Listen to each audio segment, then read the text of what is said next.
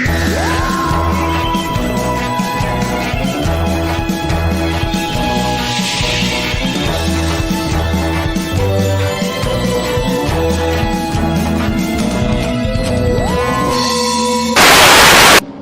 of the universe, please attend carefully. The message that follows is vital to the future of you all. Yes, indeed. Yes. Oh, I forgot to turn my light on. There you go. There you go. I am illuminated. Let there be light. Or, as we say in the Hebrew speak. How is everybody? Good evening, good morning. We have a crazy show for you tonight. I tell you, I could bring in somebody to do well juggling. It wouldn't be any more impressive. I'm telling you, we have a show tonight that will make grown men weep, make women swoon. These things are going to happen tonight. I hope you're prepared. Gird your loins, as they say in the language of the Bible. Make those got loins girded. I don't know what that means. I think it means like, wrap yourself up a bit, right? Wrap up your two veg. I'm like, I don't gird my loins every bloody day. I mean, who has ungirded loins? What's going on with that, right? Why would somebody have loins and they, you know what?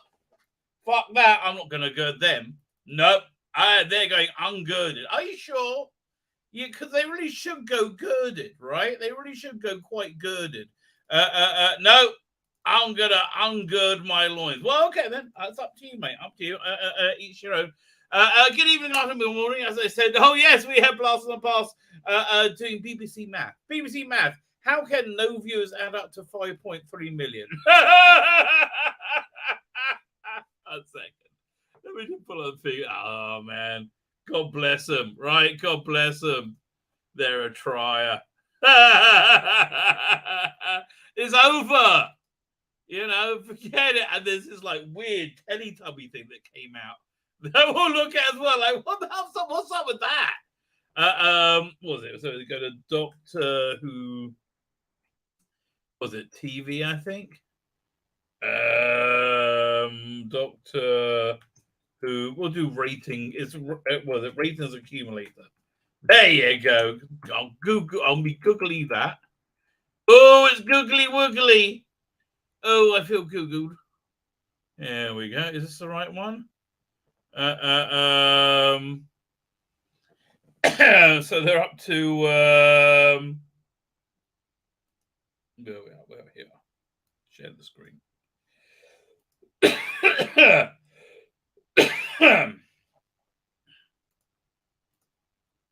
Doink.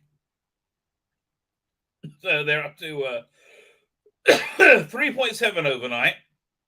That jumped to 5.1. So that's a bigger jump than for the last one, obviously. Last one jumped 1.14. So this one jumped, let me do the 1.3, 1.4, right? So this one jumped 300,000 more. 300,000 more watched it and consolidated. And then add on another 200,000 for bullshit, because that's what it is. And it still didn't crack 85 in the AI.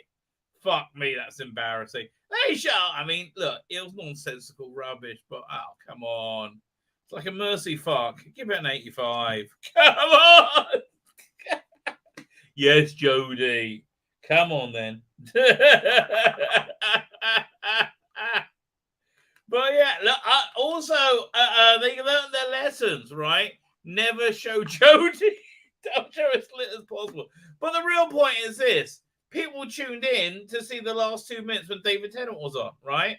Because people like David Tennant. It's like, basically, this is what people saw of the Jodie Whittaker era. Most people saw of the Jodie Whittaker era as this. Was when Commander went, Chew! And she'd go, oh, brilliant. Coming in saying brilliant, right? Really? Oh, I'm a girl. Brilliant. The avarice, right? I mean, it's okay. But they basically said, oh, we'll suck at the TARDIS. Yeah, Keith. Oh. Some people watched the Woman Who Fell to Earth, but they forgot about it, right? They just said, "Oh shit, don't bother." Right? Oh, shit, it was awful. Don't boring. I turned off after 5 minutes. Just kind of boring now, right? And so most people just saw, oh, brilliant, and then she's like, "Icky thumb ball, goodbye," and and David Tennant. What? I've got to get the ratings and another 30 seconds on my ad, right? I mean, that's essentially what it was. I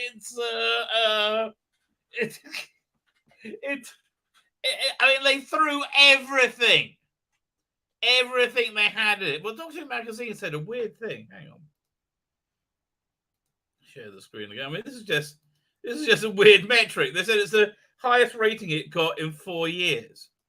But hang on, it came out at 5.3. It got 5.8 for Halloween Apocalypse.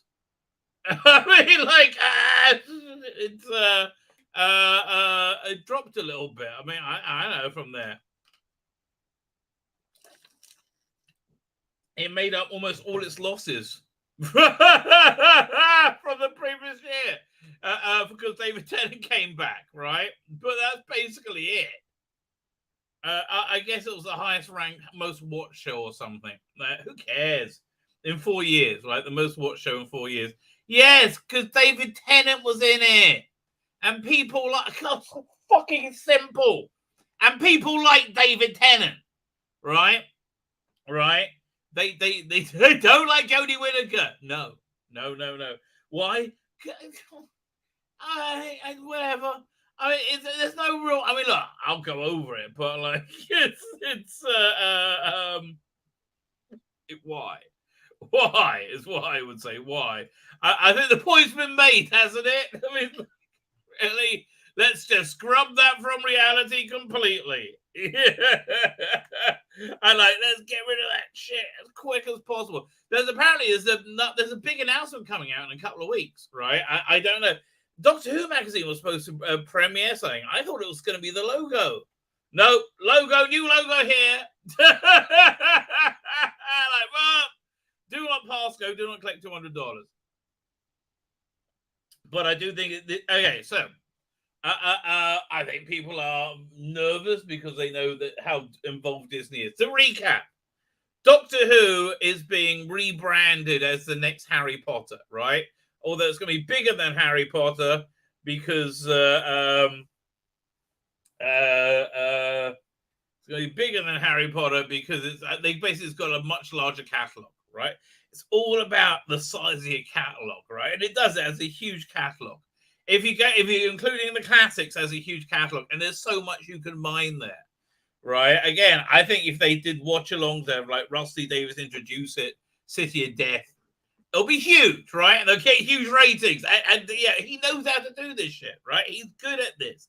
It's just being him, right? And he knows how to work the business. And I think all the woke stuff is partially, yes, he does believe in all of it, but he knows that's what Disney needs to hear to give them unlimited resources, which is basically what Disney's going hard on Doctor Who, right? It's like they need a brand to like resuscitate them.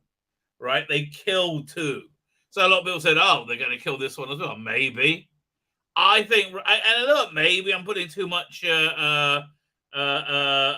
in him. Right, maybe I'm putting too much faith in him. But I think Rusty Davis is going to hold the door. Right, I do. I think he is. I think he was mortified about the Chibnall Doctor Who. I think whatever he does, I think things about Doctor Who is this. I think it needs to be young, right? It needs to be cutting edge. It needs to be young people doing it, right? Verity Lambert, right? It's like, people getting at that zeitgeist of the career. Derek Sherwin, right at the right time in their career, or Hinchcliffe and Holmes, exactly at the right time in their career. I'll say the same thing about John Nathan Turner. They get the people just as they're exploding, right? That's who should be doing Doctor Who, right? I think we're too old. I really do. And I think it should be a little bit too young for us, right? I think that's the essence, the truth of real Doctor Who, right? And but I think there's a core to it, right? That again, I can't tell you how much props I give Rusty Davis for at the very beginning. I think one of the first interviews I saw, maybe it was a Confidential for Rose or something like that.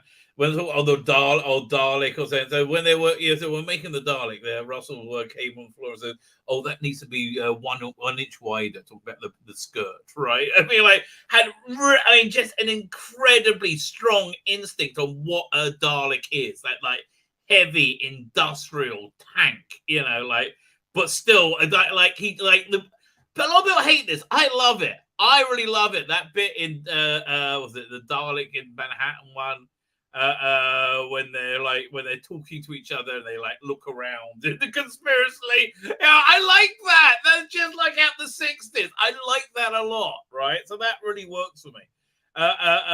So I think he understands it. I think he understands the bones of it, right? I think Moffat did too, but I think Moffat's too clever for his own good. Right, so I think, and this is look. Why do I think this? Because I thought this all the way through. I've been saying this since he's come. This is what I prophesized essentially.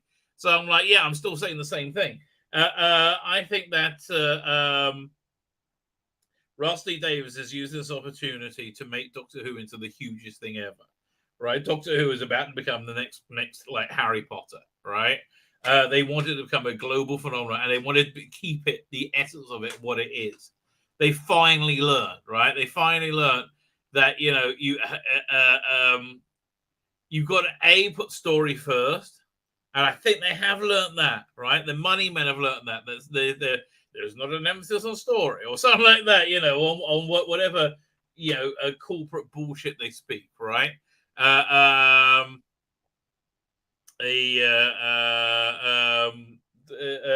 they learned that. I also learned you've got to remain true to a brand for the brand to work for you, right? The data's there, right? The money is the money, and the money is in buying the audience. I think Russell wants to do that, has the ability to do that. He thinks it's a bit of a laugh, really, and he's rolling dice with reality and infinity. He's conjuring Doctor Who into this what they thought it would be in the 60s, this huge global thing. How do we feel about that? I don't know. I think Shooter's going to be very good, right? I think I think Shooter's going to be very, very good. I think there's going to be more than Shooter going on. Okay, let me get this one second. I got to the where is it? It's Twitter video download. We got to look at this video that's going around here as in YouTube. Hang on. It's so unfortunate, right? This is corporations doing things wrong. One second. Let me get a video download. YouTube video downloader. Man, it is strange in the rabbi's household. My wife is away. My wife is out in America for 3 weeks. It's the longest we've ever been apart. Right? It's weird times for me, man. Weird times for me. Anything could happen. Nothing has yet. This thing is it's downloading. There you come. Let me pull up the screen. The videos here. So let's have a quick look at this. What the hell? What is this thing?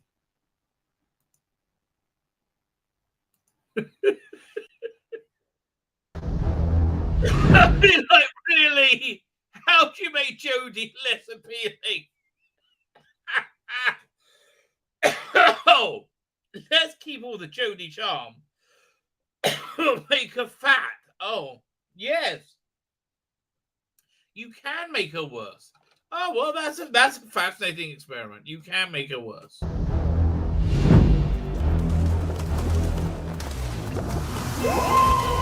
Oh god, they used the SPOOK-TACULAR theme. This is shit! How did this happen? I don't get this too much. Sound goes off. Bam badam badam badam. Oh, this is shit. Oh god, leave Tom Baker alone. What? I really? I mean, look, this one runs more convincingly. Hey, keep up. Oh, Chibnall. Oh, maybe I got to get this. Maybe I can make whole movies with this. The Daleks are coming. I've had a bit too many mince pies. And Tom Baker still looks cool. No, stop. Oh, fuck me. I mean, at least Tom Baker's alive, so he should be receiving some money for this.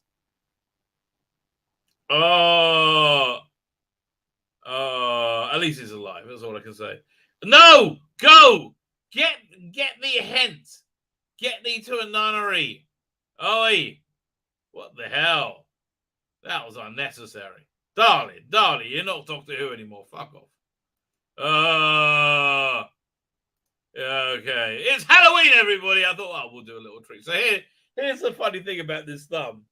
I mean, other than, who is it? Brick Atland, whoever John Pertwee is about to guzzle.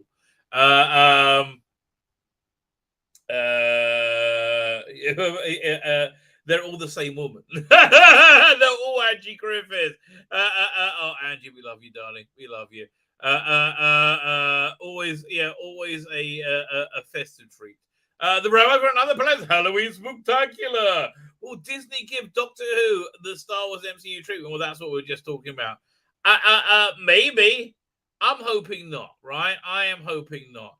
Happy Halloween, Rabbi. I say, madam, put some clothes on. I'm trying to eat the zoinks. What is with all the very, very sexy Scooby-Doo stuff? I never thought of Scooby-Doo as a sexy thing. If there's so much sexy Scooby-Doo, it's ridiculous. And like Zelma's sexy as well now? That's just weird. Leave me alone. That's just too strange. You know, I don't know what to tell you. The world's becoming fun. The world's moving into being a funny place. Okay. I'm trying to decide. If I want to pee. Okay. I know. Maybe I can go either way on this. You know, I think maybe I should, so I can get like settled in. Yes, I think so. So you know what? Here's this. We'll put this on for a second.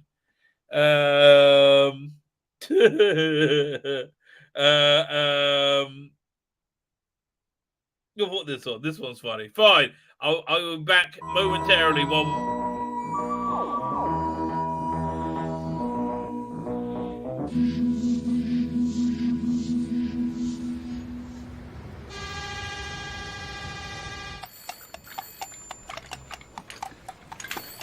Yes, Muffin. I'm sorry too. All right, Sydney, thanks for coming in. Pleasure, sir. I understand you have a little program idea for us. Yes, sir. Called Drew. It's, Doctor Who, sir. Oh, I see. Basically, it's about a man who can travel anywhere in space and time. Game show, is it? No, it's science fiction. Oh. His time machine is disguised as a police box, but he calls it a TARDIS, which stands for time and relative dimensions in space, because it's bigger on the inside than the outside. Been done, hasn't it? I'm sorry? Go on.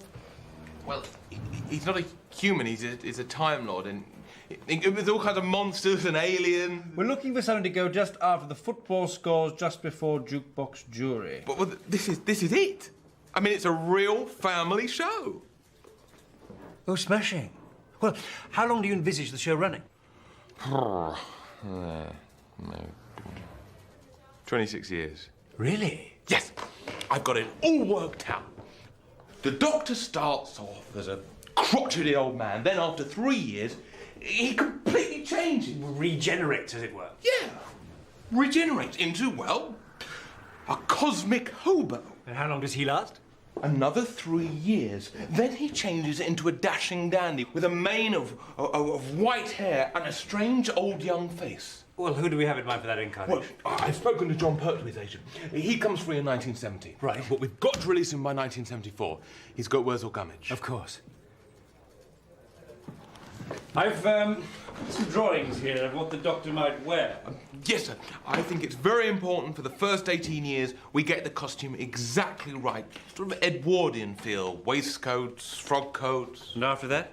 Oh, anything goes, really. Jumpers, cricket whites, clown's costume. Won't that spoil the mystery of the character? Yes. We could always put question marks on the lapels. Sort of Doctor Who. Just thought of a joke, actually. Knock, knock. Who's there? Doctor. Doctor Who. Just said it. Don't get it.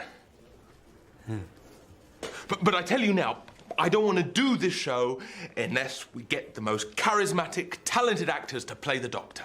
For the whole 26 years? Yeah, towards the end, just any off. An equity card.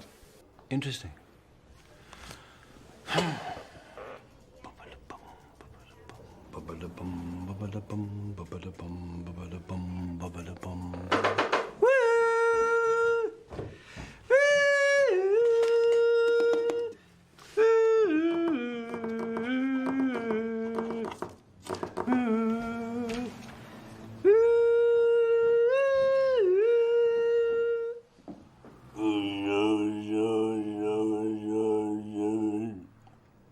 What was that? What?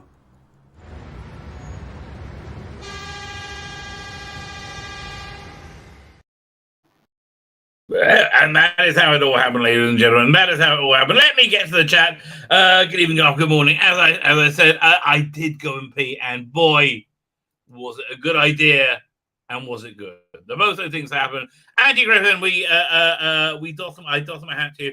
If I had the power to bestow upon me a channel babe, it would be you, right? It would be you, unless anybody else offers. But it would be you. Okay, Tyler Simon says, Jinkies, how you doing, sir? Hey, more Andy Griffin. Well, we great minds think alike. Or fools seldom differ, sir. Darren M is here. Happy Halloween. In case you don't recognize me, as the Kurgan said, I'm in disguise. The Sod Rangers is here. Yes, they forgot about me and David Tennant. Oh, you thought that's exactly what happened. Yes, that is indeed exactly what happened. Mark the Vicar is here. How you doing, sir? Oh, yes, thank God. I am Sean. Oh, I feel so much better. I feel like Tom Baker right after Logopolis, right? Yeah. You know, straight into Lies and Loves of She-Devils. Icky Thump, says Matt the Silent. I don't know what's scarier, a car pumpkin or my era being rewritten. I'll say your era being rewritten, right? Has the Rabbi had a haircut? Yes, he has indeed. Mr. Jekyll and Hyde is here. How you doing? Kathleen Thea is here. It'll be for the 10 minutes at the end. Yeah, of course. Yeah, yes. Obviously. Eb is here. How you doing? Thank you for joining us. What else we got? I'm not a huge Halloween. We didn't really do Halloween when I was a kid, right? It wasn't a real thing. I mean, it will sound like we heard about in America, right? But not in Barnet way. Darren M, I think I said that already. Did any of you do a pumpkin carving? Again, no, that's not for me, I'm afraid. Again, and my wife's away as well. I like to do it just like freak out my ears, but here's the thing. The streets scare easy. This is something I've realized. People, again, the reason people react negative to me, I've come to realize, is because I terrify them. I don't understand why. I do understand why. I guess because I'm honest. Man, people don't like you being honest. They're not up for that. But oh man, especially when when your existence points out the bullshit of their worldview, they don't like that at all. And they will not forgive. Philip Bogart, how you doing? Thank you for joining us. I wonder what comes next. I can't take a guess. I don't know. Well, okay, here's an idea for you. I think the issue with Big Finish is this. It's not the production side, it's the distribution side. They just don't have a distribution model that fits what the brands are going to be, right? They just don't have it. It needs to be on a Spotify or something. Well, here's what I really thought. Wouldn't it be great? Perfect world. They buy out Jason Hay Galleries. He's like a single shareholder. It's like his company, right? It's like it's me. Buy him out and get his catalog and his bring all the licenses home. Make Bad Wolf audio, right? And then with that huge freaking audio catalog there, and it's massive, and it is massive. We can get lost in for ages, right? You can do a subscription, a streaming service. If you can do it as a bolt on to another one, fine. If not, you can do it as a standalone streaming service. That especially if you're able to get other content like the BBC content. I think that would be a better streaming service there than Audible, right? I think that would actually be a real Audible challenger. I think that would be a game because Audible stuff is. It's too general, and it's not. It's like going to your average reasonably good W.H. Smith bookshop, right? If they still have such a thing, right? They don't have everything there, but they have most things. And if the more specific one, I like the idea of there being a streaming service like very specific for sci-fi fans or for whatever, audio drama fans. Right, and I really think that because just on the strength of the Big Finish catalog, they could do a streaming service, and then on top of that, have new content going out all the time. I mean, it'll probably bring prices down, quite frankly, for the consumer. Right? If you have let's say they boost up the viewership to they could get a global reach of. Let's say you got 60,000 subscribers worldwide at $2.99 each, right? That's like 180 grand a month. You're making really that's mainly on your back catalog. At that point, you got I just think your reach is much bigger, right? And that's the sort of reach you get in the States, right? It's I think that's one, but I just think from what I understand, right? My guess is this: that their rights for streaming is probably different from their rights to download or CD, right? They probably have to give the BBC a little bit for each thing, right? They probably have to. Like when they sell a CD, you got to give them 3% or whatever it is. I don't know, but I think for streaming, the BBC was like, oh yeah, you got to give us 80%, right? That's what I think went down, right? So that's why I think they just can't compete. They just can't compete. But there's so much to talk about, right? There is a lot to talk about. There's a lot to talk about with this Disney deal. It is best to bring in an expert, right? And for you here, my dear viewers. I only bring in the finest. As you know, I only bring in the finest. Sadly, this was not royalty. We have to get. We go even higher than royalty. Now, royalty, of course, is a regal personification, of a people. But even more so is a zone, right? A zone. A zone is a real eclectic thought pattern. And they don't come much more eclectic thought patterns. Eclectic than my guests are joining us. It is, of course, all the way from the Emerald Isle, the TARDIS Zone. No, how are you? Hey, Rabbi. How's everybody? I am good. Good. Yeah. I'm good here. We just got fireworks in the background, so if you hear loud explosions, don't be worrying. It's not the Russians. Don't panic. The troubles it's not the Russians. It's just Halloween here in Ireland. That's all it is. We don't even know what weapons they have. I mean, look. Okay, just think about this for a second, right? Nuclear weapons are about 80 years old now. They were deployed in 1945. We're in 2020, right? They're 80 years old. That means in 1940, a weapon that was 80 years old would be like from like 1860, where they were like muskets. Like that's the gulf of information we have. We don't have no idea what weapons they got now. But, PD in there. There's a bit of a reaction with me being in here. Hello, everybody. Yeah. Yeah, Rabbi invited me on, obviously, and, you know, talking about Doctor Who, the Disney stuff, because obviously there's a lot of fan reaction. There's a lot of fan reaction to the Disney stuff. Actually, Gobby Guy did a very good video today, giving a bit more information on the thing. Now, it sounds like the Telegraph or the Guardian, whoever started this whole Disney stuff, it was the Telegraph, wasn't it? I think the journalists just decided to add bits, because if you actually hear Charlotte Moore's quote, she doesn't mention anything about them having creative input. No, they so I'll send you the video. It's on YouTube, right? There's a camcorder video version. Yeah, I showed it up on the channel. Yeah, we did that, and that's why I was surprised that the Telegraph had come out with this, because then when I heard that part, I was like, oh, we have to actually kind of look into this, because this would be a red flag for me anyway. People have suggested, you know, it's going to Disney, so like, you know, it'll have more countries watching it, but I don't kind of want Disney to get their foot in the door with it, you know. Right, listen, that's everybody's big fear. This is what I think is going down, right? I think Russell T Davies has seen an opportunity, an opening, right, where he can do something that fits into makes it a Disney wet dream, right? Well, all the Disney execs stroke themselves off to every night, make it do all the woke stuff in it.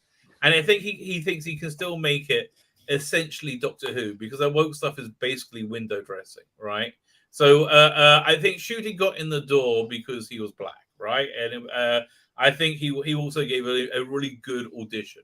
So that's the thing. But I think he's positioning it to Doctor Who to be this massive global brand with like, I mean, I'm thinking when you click on the Doctor Who tile on Disney Plus, you're going to get like all the classic Doctor Who, Torchwood, Sarah Jane Adventures. Everything is going on to Disney. Yeah, any Doctor Who, any platforms that have Doctor Who on that platform now will be removing that content. So the likes, you know, Netflix had a deal with them. When that deal was up, then all that content moved from Netflix to HBO Max. It'll be the same here now. Any Doctor Who content that's on HBO Max now will actually go on to Disney Plus. Like, don't get me wrong, from a marketing point of view, this is absolutely a fantastic deal. Nobody can deny that. It's just that fear, that like, I think what fans need right now is clarification from Charlotte Moore. Do Disney have any sort of creative input in the show? And if so, you know what? The answer's like this: yes and no. Maybe it maybe not officially, but everything has to fit within a corporate culture, and these corporations all have to merge to get work together, right? So you're gonna get that woke Disney culture. It's there. It's like it's not the rules. It's the people, right? And so it is there, right? I think the money men have learnt now, right, that you have to have strong storytelling. That's vital, which I think they've learned that's been lacking. And that to be able to utilize a brand, you must stay true to the brand, which is what they kept saying all the way through that press conference. They want to keep it uniquely. Well, yeah, they made a point. I will agree with you there. They actually did make a point to actually say, look, nothing's going to change about this. It's still going to be made in the UK. It's still going to be, you know, because that's the fear I had when I did my video, my stream, is what makes Doctor Who unique, as you know, Rabbi, is the fact that it's very British. It has to have that Britishness. They did it with Torchwood. If you remember, Torchwood's a very British show, or Welsh, whatever, right? UK, right? But as soon as they went to America with Torchwood, it didn't It was too many work. episodes. It just Yeah, fell but apart. it didn't work though. It didn't. They had a stellar cast, but it just didn't work. It just didn't feel the same. If it's Now, not, The if Visitor, Torchwood is not in London or Wales, it doesn't work. I'll It's the same. say, It's the same with Doctor Who. Nana Visitor, even with the white hair, still very spankable. Props there to Nana Visitor, who was in Torchwood. Great. Look, the Torchwood season 3 was brilliant. That was Children of the Earth. Children of Earth, yeah, that was all. Yeah, that I was. don't think it's coming back. I No. don't think we're seeing Torchwood Well, I again. don't know I because think we're this seeing a lot whole of new. RTD made before he took over showrunner.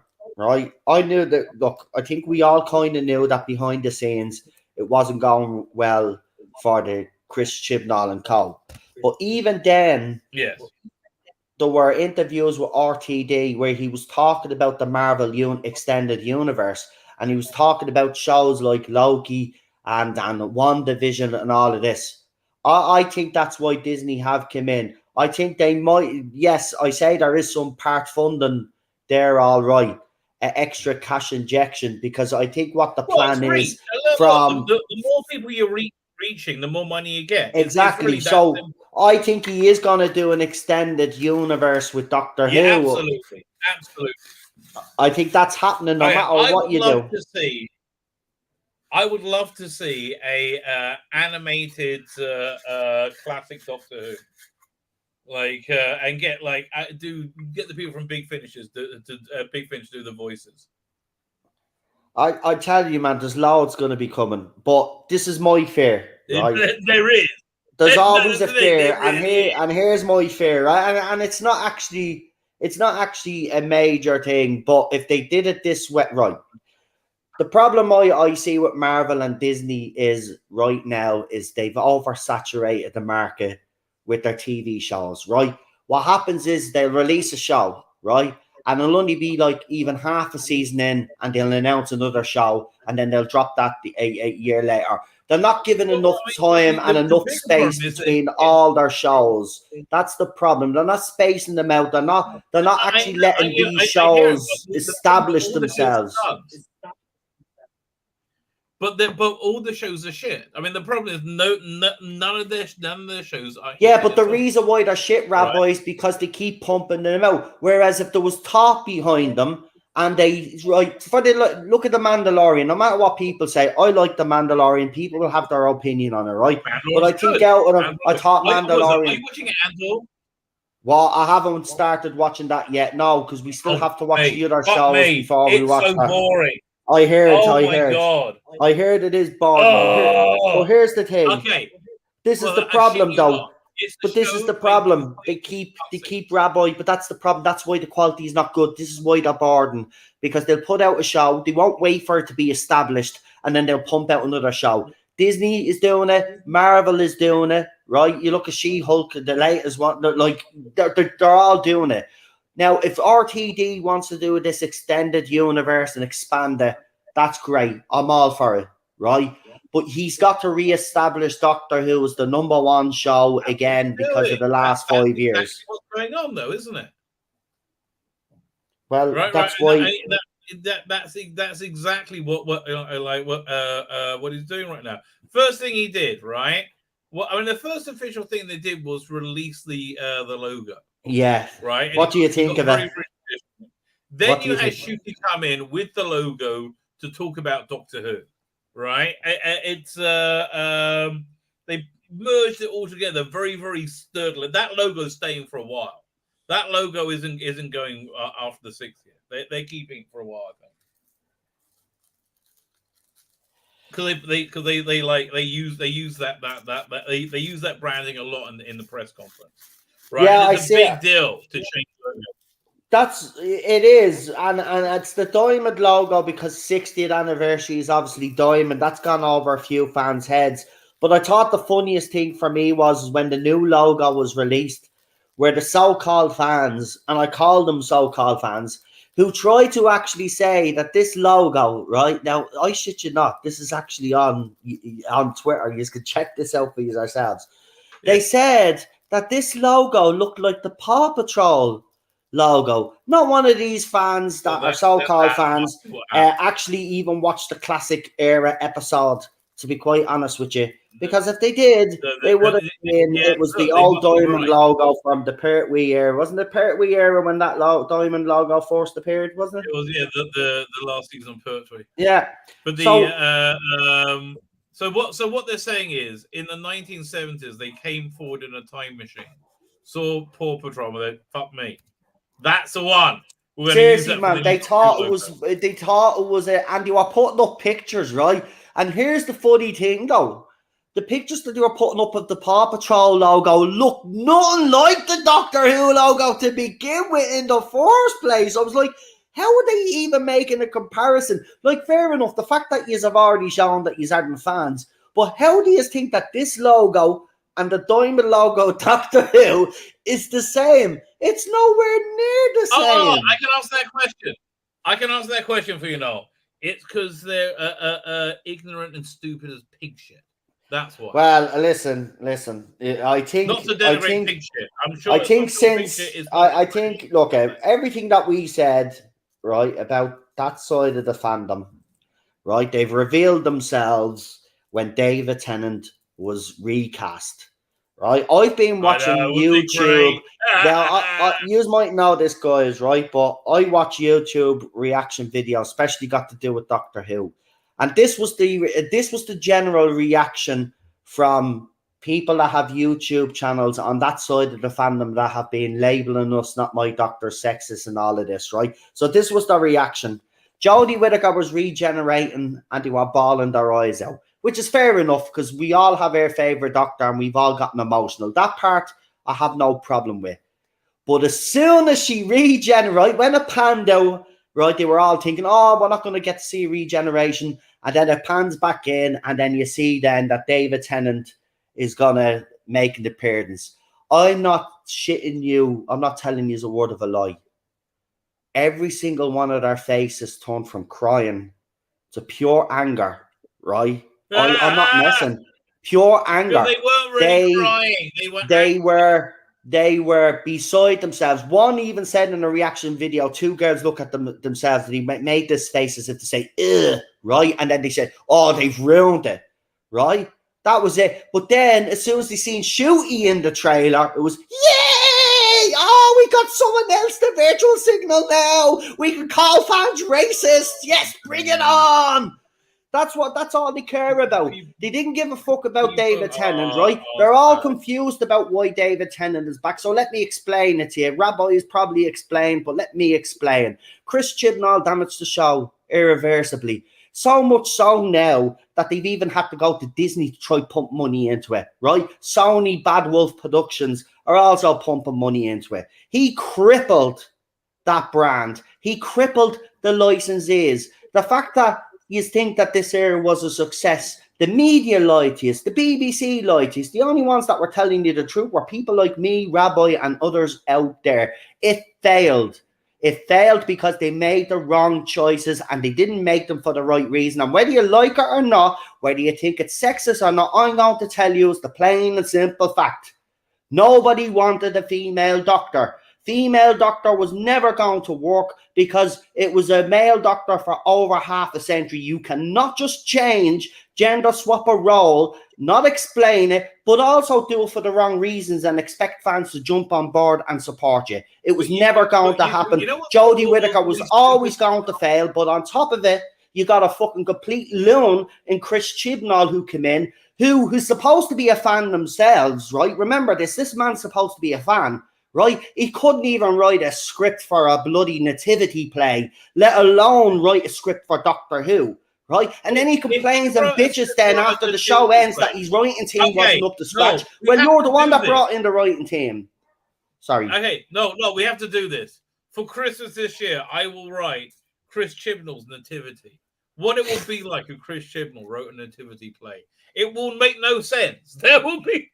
Although, I have to tell you, there were bits of the Power of the Doctor I really enjoyed. Same here. Same here. Look, this is the problem with this nutball, right? He gives us shit for 5 years, but within that 5 years, in every season, there's been something that us fans have held on to because he gives us nothing anyway. Those cameos in The Power of the Doctor were absolutely fantastic. I got emotional looking at those classic Doctors return. And don't even get me going on the classic companions, right? Tegan was doing me fucking head in, but Ace, I love the moments with our Doctor, but I have to say, man, seeing the end shot with the companions and to seeing Ian Chesterton there, it just, that was it for me. Yeah, no, it was lovely. It was like, look, I'm aching to give them something to praise about, right? But it was fan service. Being nice about it. It was fan service. Yeah, and look, none of the bits made sense. The bits linking all the bits together. None of them made sense. But I mean, like, but it was kind of bonkers fun. I kind of like the. I mean, the only bits that didn't work was Jodie Whittaker and Mad Gill. Here's the thing. Everything else, as long as here's the thing. You look over everything else was fine, but you can't do anything with them. That's the thing. You look over the last 5 years of what he's gave us, right? And you analyze it all, and then you watch this. I will say this, right? Well, no. Out of every single thing that I've seen, written by Chris Chibnall, right? I will say that this one I enjoyed better than every other fucking thing that he's written. Now, I did. There were moments in this. It was fan service. But again, it shows one thing, right? Let's not forget, though, that this man completely ignored the Timeless Children arc that he done. Everything that he had done, everything that he had done through his season to try change the origins of the Doctor or give the Doctor new mystery or something, or change the origins of the Time Lords. Remember, Tectoyum murdering a child to get the child's power of regeneration. A refugee child, by the way, that was just left somewhere by their parents. And she takes that child, kidnaps that child, and then experiments on that child. There you go. And experiments on that child, right? Not knowing whether she's going to murder that child. And that was the origins of the... He actually ignored that. He actually ignored Tasman as well. He ignored the fob watch. Everything that he introduced to try bring mystery to the Doctor's character, he ignored on the last episode and decided, well, do you know what? They won't notice because I've got all these cameos, right? And I've got all of these little member berries. I don't think that's what happened. I think the BBC told him to knock this shit off. I do. And those cameos, by the way, those cameos were added late in the day because we've seen the footage. Those cameos were added in, just like Captain Jack's cameo was added in. Remember, you take those cameos out of that episode, that's what you are getting. Yeah. Right? That's what you are getting. Oh, you and your thumbnails. I mean, Rabbi for the I tell you, right, Rabbi's gotten into some trouble with these thumbnails over these last few years, but I have to admit some of them. On occasion, but I think it's been worth it most of the time. What do you think, Angie? Oh, Rabbi, I agree. I bet you do. Well done. I mean, you want to know the funny thing about this? Do you know what? It's over now. This era is over now. I mean, look, Chris Chibnall will be considered. Look, the bottom line is, even before the media was reporting on it, other channels were reporting on it, I was telling people that Chris Chibnall had upset a lot of people. RTD, right? Stephen Moffat, Mark Gatiss. You even heard Matt Smith and Billy Piper publicly actually slate him for the fact that there wasn't Christmas specials anymore, and it was on new. The media now, it's gone open season now on the show because now the media all of a sudden, guys, remember this is the same media, and I have a video that I'm putting up later on because I think people need to be reminded. Right, this is the media, right? We wouldn't be in the position. Rabbi wouldn't have got the grief he got. I wouldn't have got the grief I got, or other people out there wouldn't have got the grief they got if the media hadn't have set this campaign up. As soon as Jodie Whittaker was cast, remember, the media were the ones that said anybody that is critical of Jodie Whittaker is a sexist, right? And this is why we got the abuse that we got. Now they're open season on this now, and now all of a sudden they've decided that they want to tell the truth. I don't care if the BBC or whatever told them that they can't tell the truth or whatever. They're journalists. Right? Where's their integrity? Well, they should have told the truth. The tragedy of Chris Chibnall is as he got better, his reviews got worse. Yeah. It's like You're actually right, because look, there were improvements. Every season there were improvements, but the problem is that Series 11, we all go back to Series 11, Rabbi, don't we? That's where the show was fatally wounded. Forget about the timeless child nonsense. Series 11 is where he damaged it, and people ask, well, why no? It's simple. You look at Series 11 compared to every other season that came before that in New Who, it was completely something different. He tried something different with it, and he will get credit for trying to do something different with it. But unfortunately, it didn't work, right? So then what did he try to do? He went back on everything that he said in his very first interview. No Cybermen, no Daleks, no Weeping Angels, none of that. And they actually then, by Series 12, they featured heavily all the way through then. He tried to return back to the tried and tested, and he still failed. And he failed because of the decisions he made in the first place by replacing people that had written Doctor Who for a long time, because he wanted to bring in fresh new people with fresh new ideas. But that's all well and good, Chris, on paper. But unless you have someone that has the experience, that has been on the show, guiding these people, because you didn't have the experience anyway, then you're going to go down this route. You're going to have to keep looking, and then your own scripts. This is what he's blaming. He's blaming his own writing team for his scripts being so bad. So then I'll ask you then, Chris, your last episode, The Power of the Doctor, and yes, probably people will say it's the best thing that you have written, but it was still flawed. It was a mess. So what's your excuse for that then? What's your excuse for that? Because there was no writing team there. This was all on you. Here's the thing. No. Here's the thing. The front they're putting out is, oh, it's sunning and bright. Well, they're not even doing that anymore, right? They were putting out a front. Inside the industry, everybody knew he fucked up insanely, right? All they really care about is results. And nobody said that. Inside the industry. Nobody said that, Rabbi. But that's the thing. We got abused for football, Rabbi. We got abused for 5 years because the media wouldn't tell the truth and put targets on airbacks. And then, with the help of BBC and other accounts out there. Are you telling me the same people who kept quiet about Jimmy Savile also kept quiet about Chris Chibnall? Yes, that indeed happened. When you put it in those terms, I must be stupid to think that BBC would actually do right by Doctor Who. But yeah, you're right. Of course you're right. That's a problem. You and me are honest people, right? So we don't think as like these weird, crooked corporate fucks, right? We can't think like that. They're out. These people are insane. They're out their freaking mind, mate. These are bonkers. I'm passionate about the show. Someone says he's passionate. I give him that. Yeah, I am. I'm very passionate about the show. Look, nobody knows my story. I've told it on my own channel. So just briefly, my dad introduced me to this show when I was a kid. And then obviously it went off air the late 80s because obviously the shit show that it was. Okay. But by the time 2004 came along, I was in a different state of mind. And I was... Let's just say, I'll just say it, I was suicidal. I didn't want to be around. And then I heard the announcement that Doctor Who was coming back. RTD basically saved me. If I hadn't have seen that, RTD saved my life. I owe this show. This is why I'm so passionate. This is why for 5 years I've taken the death threats. I've taken the smears on me, my wife, me friends, because I'm so passionate about this show. Even much so after this long 5 years, I'm still willing to give RTD a go. And the reason for that is because, as I said, in 2005, he saved my life when he brought the show back. If he hadn't have brought that show back, I wouldn't be sitting here talking to Rabbi today or talking to any of yous.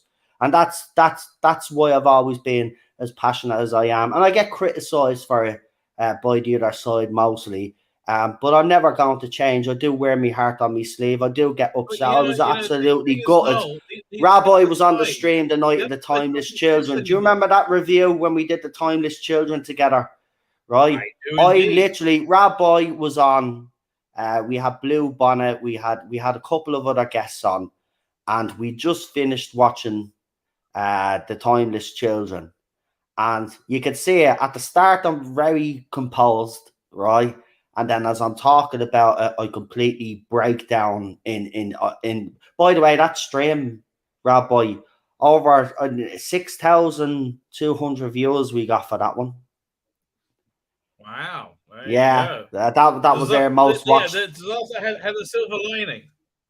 Yeah, indeed. Disaster has a silver lining. Here, wait, let me just catch up with the chat. There's a bunch of people I haven't said hello Yeah, to. there's 1 loads second. of people Robbie in Burnham, the how chat. you doing, sir?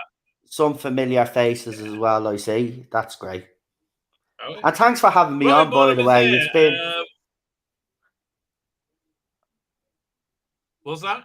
I said thanks for having me on, by the way. It's been it's Mate, a long time. I'm stoked to have you. What you call it? Listen, Yeah, I'll be mean, doing your accuracy rate with the rumors was pretty darn good, right? I mean, I think you got a good 80-90% right. Yeah. PD Richards here, as is Paul Tosland.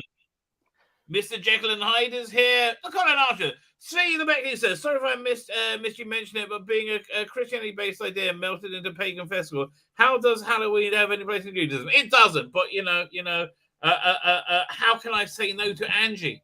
The funny thing about this thumbnail is this: they're all the same woman. Right.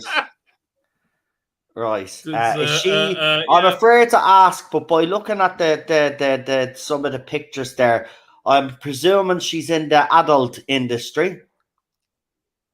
No, she's just like I don't think so. She's like a cosplayer. Oh, for God's sake, I've really put my foot in it now, haven't I? Because I just see the short skirts there. I just put my foot in it now. I do apologize.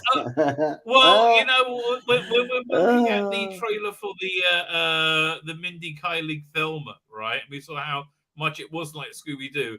I put up the poster for the porn Scooby-Doo, which was much closer to what Scooby-Doo really is, right? So the porn often much closer to the source material, I would say, right? Colin says, I did wonder if Disney may be hoping that good Doctor Who will make up for the dismal crap. Yeah, listen, that's what I'm hoping for as well, right? I'm hoping we're all going to be viewing this new Doctor Who as a redemption lap. I think it will be. It's RTD. Look, it's art. Look, if it was Stephen Moffat, I would have me doubts, right? But with RTD, I don't, because you look at his first era, and I'm actually rewatching the first era on my member streams. We're on his fourth season right now at the moment with Christopher Eccleston. And I've been watching, and even though the special effects now have aged and stuff like that, obviously it's more about the writing, the character development, and the stories. And I have to say, it's the RTD era was, if you look at it now with the bad effects and all, it kind of feels like you're watching classic New Who, if you get what I'm trying to say. It has that classic feel. It's 15 years old, isn't it? Yeah. So he's writing and his character development is on point. Now, since then, he's went on to write a couple of hit shows. I have no doubt that his writing on Doctor Who will be great. And you even said it. There will be some woke politics in it. But if you look at RTD's first era, he also had it in his first era. But the best thing about it was that all the characters, if there was a message, they were developed properly. So when they were when we found out about it, we weren't going, oh, for fuck's sake, here we go again. It wasn't hammered across, it wasn't drummed in your head. You know what? You know why I really think it worked? It dealt with issues of the day through the eyes of the low level people like Rose and Jackie, right? Yeah, so that's exactly. how we Family, saw things like massive weapons of destruction, right? Instead of, because that was the thing they were saying at the time. They had a lot of little winks like that, but they were playful, right? It was fun. I don't mind them poking fun at the world, right? I mean, as long as he pokes fun, and then at things that are stupid, I'm fine with that, right? I think he got most of his stuff out of the system with Years and Years. I thought Years and Years was just him having a breakdown, but in the years since then, I think I've spoken to somebody really on the inside of the entertainment industry, and basically what happened was this: all the people our age were all on board with the woke stuff, right? Because they just felt like it was morally right to. and now all of a sudden they find themselves in this weird totalitarian world where they can't say anything, right? Yeah. And everyone's like freaked out. Yeah. I mean, and that's really, I mean, like that's really the truth. It's weird, but I think Big Finish's days are numbered with this deal, though, right? Because I don't think they're going to have the distribute. I don't think they need to do a streaming service, and I don't think they can. I don't think they're able to. I don't know. Big Finish might morph it. I was actually saying this last year on the channel. You know, Big Finish have done some famous audios that fans absolutely love, and I was kind of thinking, now that you've got all this cash flow in, I mean, Sony do animation, and I know Disney do animation. Why not hand some of these Big Finish stories over, get animators in and animate those stories, or even better still, the animated movies that the animated stories that we have now, scrap all of them using the companies that they've been using, and use the bloody company, Blade and Sony or Blade and Disney, to make these animations. That's the sort of thing we're looking forward to. I honestly think that's the sort. I think, yeah. I think it's going to be like cutting edge sort of animation as well. Like I think so. I think that's the way to go. Again, I really trust Russell T Davies being the eye overseeing all of this, right? Because I think he has such a fine idea. The other thing I liked about him was he was offered an extra special when Doctor Who was really at its height in like 2006. Was with Rose Tyler, Earth Defense. And he's like, I thought it was too much for the market at the time. So he is aware of oversaturation. He's turned down like major gigs. So I don't know. I'm very optimistic. I really am. Let me get some more people in the chat. Yeah, go on. I see there's a lot of people in the chat.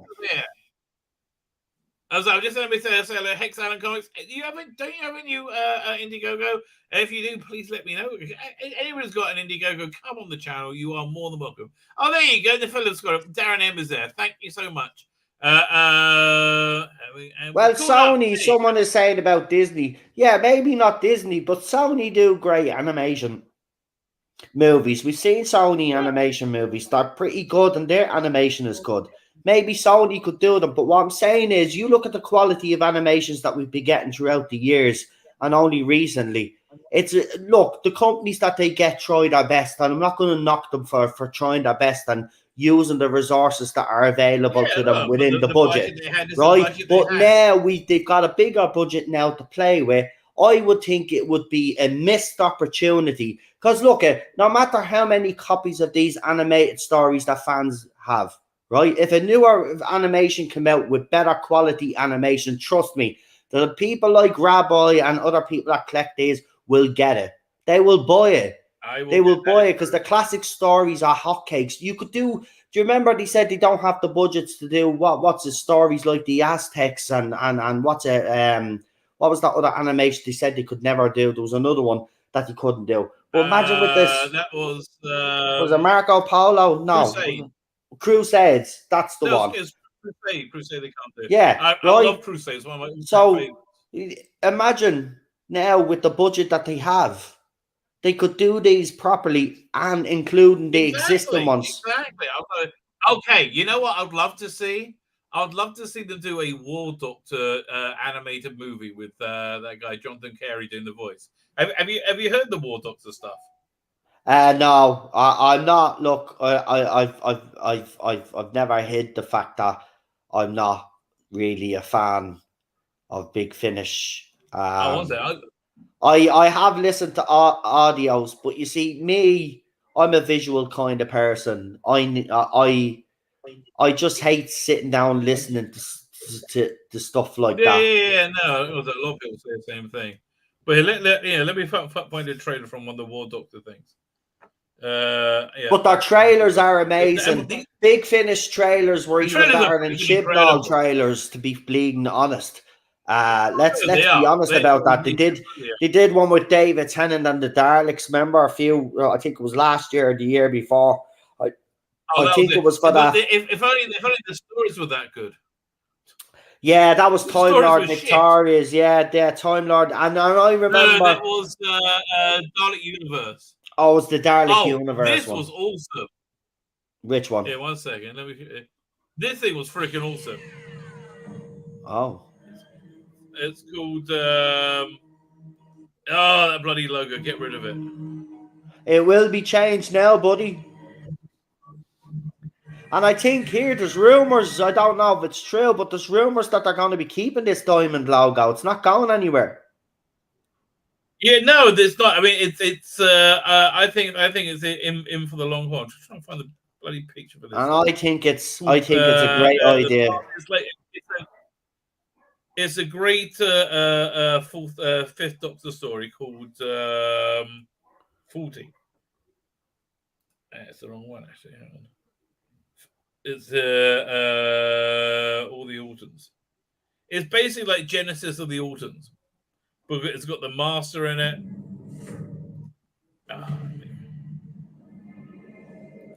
So these trailers for Big Finish audios though are brilliant. As I said, better than any trailer from Chibi's. That's the thing. Big Finish used to show them up with their trailers. Yeah, because they're made with love. But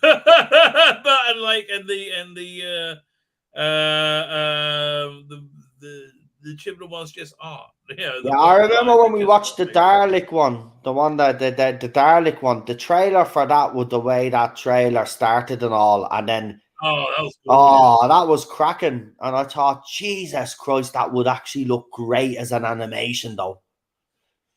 See, that's what I'm saying. Stories like that. Obviously, you said the stories ended up being crap. But if the stories were decent, then turn some of these Big Finish. It's not the stories were crap. It was the stories that were promised, right? But the thing, what was promised was like a TV 21 Daleks updated for a modern era, right? That's kind of, and you didn't get any Daleks. It was you saw a mechanoid once. It's much more about the Space Security Service. Yeah, which is like, okay, but you call it Dalek Universe. Can I see some Daleks, mate? Please. Pretty bloody please. I just paid for this. Nothing was as annoying, though, as The Last Space in 1999, which was like this really bad Brexit analogy, right? So Commissioner Simmons wants to put resources into finding a way back to Earth. And Commander Cone's like, damn it, it's impossible. Scientifically impossible, damn it. But they have an election. He cheats the election and he wins by like 1 vote, right? And so he deprives Moonbase Alpha of all their precious resources to find a way back to Earth, which is impossible. Damn it. Impossible, damn it. And then they all nearly die because of it. And it's just like, oh God. Like Nick Briggs, mate, I know how you all feel about Brexit. I understand that, right? I understand you're not happy about it. It's okay, okay? You don't need to charge me $15 to put it in a Space 1999. Other than that, it was quite good.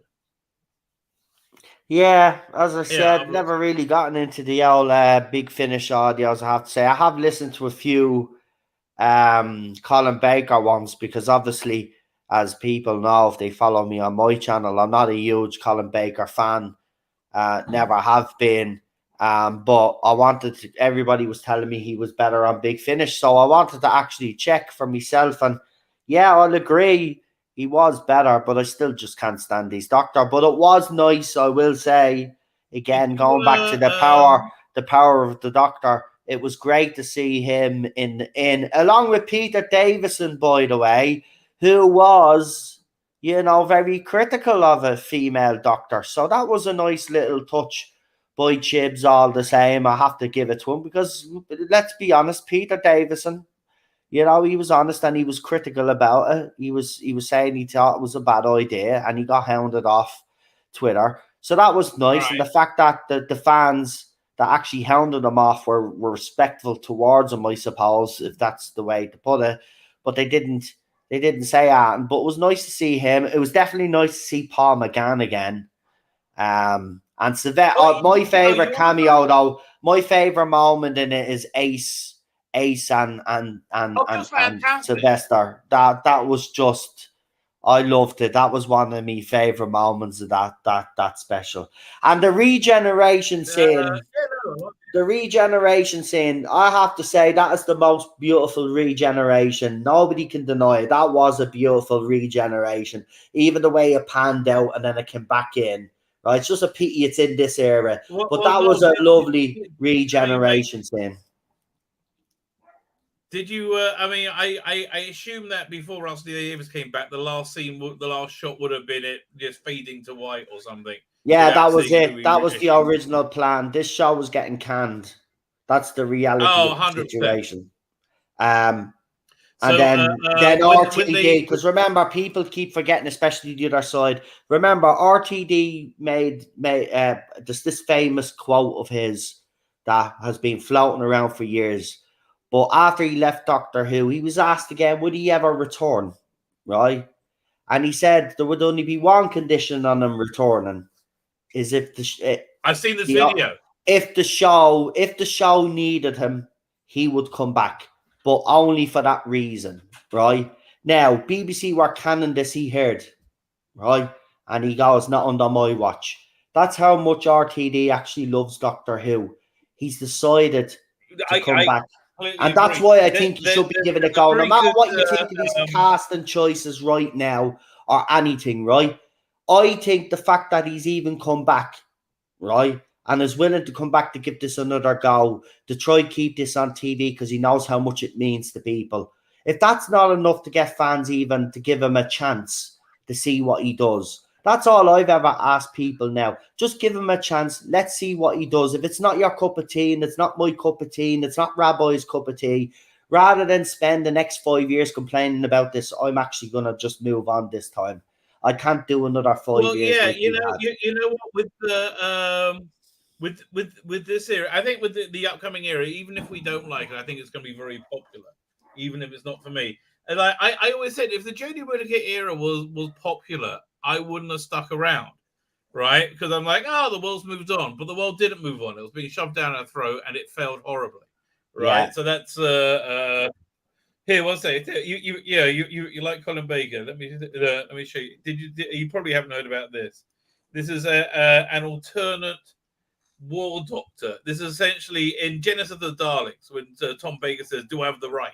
Right? He blows up the Daleks, and then he starts the time war, and then he regenerates into the war doctor, who is Colin Baker. There is the trailer. I am not the man you know. Long ago, I ran away to explore, to interfere, to gaze at the wonder of eternity. I was there to right wrongs, to keep you alive. All that has gone. Long ago, I made a choice, and I've lived with the consequences ever since. The loss of friends, the loss of worlds, the loss of the life I might have led. Someone has to pay. From every corner of the universe they come. My oldest foes, my one true constant. It's time for that constant to end. I am not here to help. I am not here to rescue. I am here to exterminate. There will be a cost.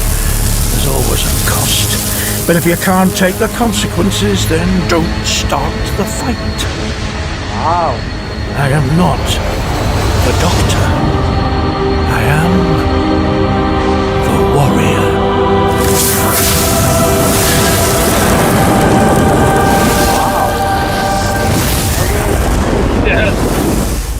I mean, it's actually is weird seeing. Yeah, but actually, that sounds very the fascinating. Stories themselves are like are very chaotic. The stories are all about time ripping apart, so they don't really make sense. But it's very cool seeing Colin Baker being evil in it. Colin Baker's very good at being evil. Yeah, because you could see early parts of that in his run of the Doctor. He had got that look. I think I wouldn't have worked back then, But kind of him playing an evil doctor would have suited his character. That's why I think he was miscast. He was miscast. I don't care what anybody says. He was. Well, in the was it the season 22 Blu-ray just came out, right? Firstly, it answered the question: what's the best Perry? Is it a pink Perry? Is it turquoise Perry, or is it rainbow Perry? Now, I was a very strong supporter of the Vengeance on Varys turquoise Perry as being the ultimate jiggly Perry. Now, after watching it in high def in very slow motion for a long time, I have to say it's actually the Two Doctors Rainbow Perry by far the best.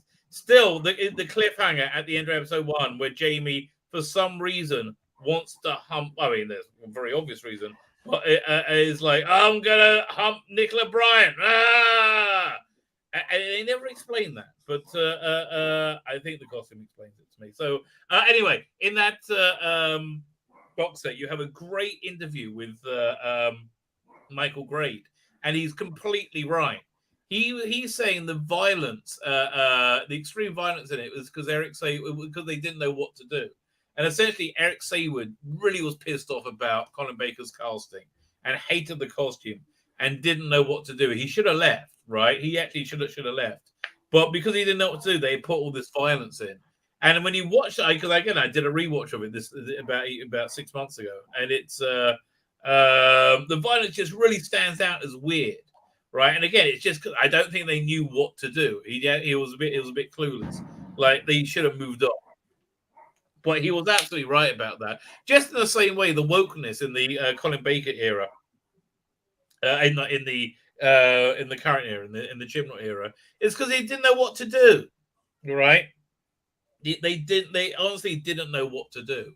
Which, that's the problem, though. That's why. Yeah, but that's why you should never have cast the. Look, you don't cast a woman the role of the Doctor if you don't know what you're going to do with that actress. And he clearly didn't have a plan. He clearly just brought her in because he wanted to be different, but at the same time, he just wasn't sure what he was going to do. That's incompetent. I'm sorry. He should never have been given the job at the end of the day. Yeah, honestly, I think the biggest crime is this. This is what I think happened. They interviewed Toby Whithouse, from being human and God Complex and School Reunion, like great writer, right? And Chris Chibnall. And Toby Whithouse was like, yeah, I want to return to those 1970s winter chills of Philip Hinchcliffe and Robert Holmes, get back to old school horror, right? And then they interviewed Chris Chibnall and said, I think it should be a lady. It's time to break the glass ceiling. And they said, oh, yeah, that's what we want. Cocksuckers. And that's how I tell you, BBC, I say, but look, even they realized very early on that they had made a terrible, terrible, terrible mistake. But they made their bed and they had to back them. And they won't admit. That's exactly why they carried on for as long as they did, because they just wouldn't admit they were wrong. Listen, at the end of the day, right? Yes, people like me would have laughed. We were right, okay? But at the end of the day, if BBC had have then course corrected and brought in someone and then said, right, okay, listen, yes, we got it wrong. We hear you, fans. We're going to rectify it. Sorry about that. Never happened again, right? And then they did it properly. I don't think those fans that left would have stayed left. They would have come back and gave BBC another chance because they rectified it. Remember, Sonic the Hedgehog, the movie, is the perfect example. When everybody saw the animation for the first time, there was uproar, right? What happened? The animator said, okay, yes, we hear you. We'll fix it. By the way, ended up bankrupting that company. I just want to make clear that company ended up going bankrupt because they had to do all, but they did it. They did it anyway, because the customer is always right. Remember that. No matter what these newfangled fans say, the customer is always right. And if we say the product is bad, you listen. Now, I hope RTD has taken everything that he's seen over the last 5 years and uses that as a lesson, because we cannot go back to those days where this show is mediocre now. This is make or break for Doctor Who now, right? He either gets this right. Oh yeah, if he fucks this up, it fucks up. It's finished. It doesn't matter. By the way, no. Are you praying that they don't choose a new James Bond for like 2 or 3 years? Right? Just get through this era of woke, right? You're nearly out. Just don't choose a new James Bond for another couple of years. I don't know. I'm gonna say something, right? So Henry Cavill has left The Witcher. Now everybody is assuming it's because he announced that he's back as Superman, right? But if you think about, but if you think about this logically, folks, right, that makes no sense whatsoever. Superman is not going to take up all of his time. They haven't even said when they're starting the new Superman movie either. I think he's about to be announced as the new James Bond. I think he's going to be doing James Bond and Superman. I think Henry Cavill is going to be the new James Bond. And you know what? Rightly feckin' so. I love Henry Cavill anyway. So if he becomes the new James Bond, and he said he wanted a younger Bond. He's younger than Daniel Craig, right? So he's a young Bond, and he said he want this Bond to play over several years. Same with Superman, so he could be literally doing two big major franchises side by side. That man is and he can do it. He's fantastic. I love Henry Cavill. Right. So, look, I mean, that would just be fantastic beyond fantastic. Did you see the Mission Impossible movie he was in? Yeah, I did. I've watched now. I've caught up because I gave up after Mission Impossible, the one with what's his name, the Seymour Hoffman. So I gave, awesome. Yeah, but I mean, I loved it, but I stopped watching it after that. I didn't watch the newer movies, and I caught up with them all now. They're good. Yeah, they're brilliant. They're brilliant. So I was actually kind of pissed. I was kind of pissed that I waited this long to watch them all, but I finally watched them. I actually watched them all in a day. So I started from Mission Impossible all the way up through the night. So I watched all the movies from early morning all the way till the evening. And by the time I got to the last couple of movies, I mean, I can't wait to see what happens in the next movie. I mean, they're filming 2 of them back to back. Yeah, they're doing 2 back to back. In that. Okay, so they parachute into that like swanky club in Paris, and then they have that fight sequence in the bathroom. That was one of the best fight sequences on film. I love that fight sequence.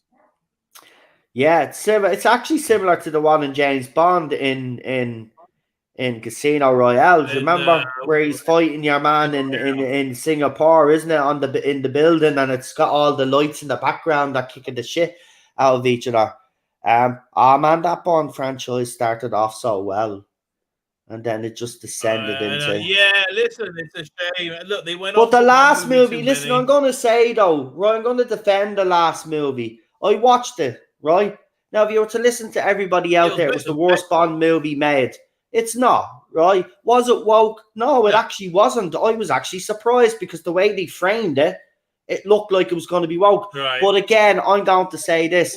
I think it originally was, but when there was a backlash, there was rewrites to that script. I am convinced it ended with a gun barrel sequence with Jennifer Lynch. I'm convinced that's how it originally ended. Well, she was, I'm going to admit, though, she wasn't a distraction. She was actually very good in this movie. They were all actually very good. Cut her out of it. And you know what? I have to be honest. It was sad to see look, that end sequence. I don't care. People will debate it, right? People will debate it, right? But the way he was tricked, the way he couldn't then, if you seen the movie, you'd understand. And the fact that he sacrificed himself, if you watch the movie, it makes sense. I'm telling you, I was actually kind of blown away by it. So this is the mistake with the movie, right? This is what they should have done.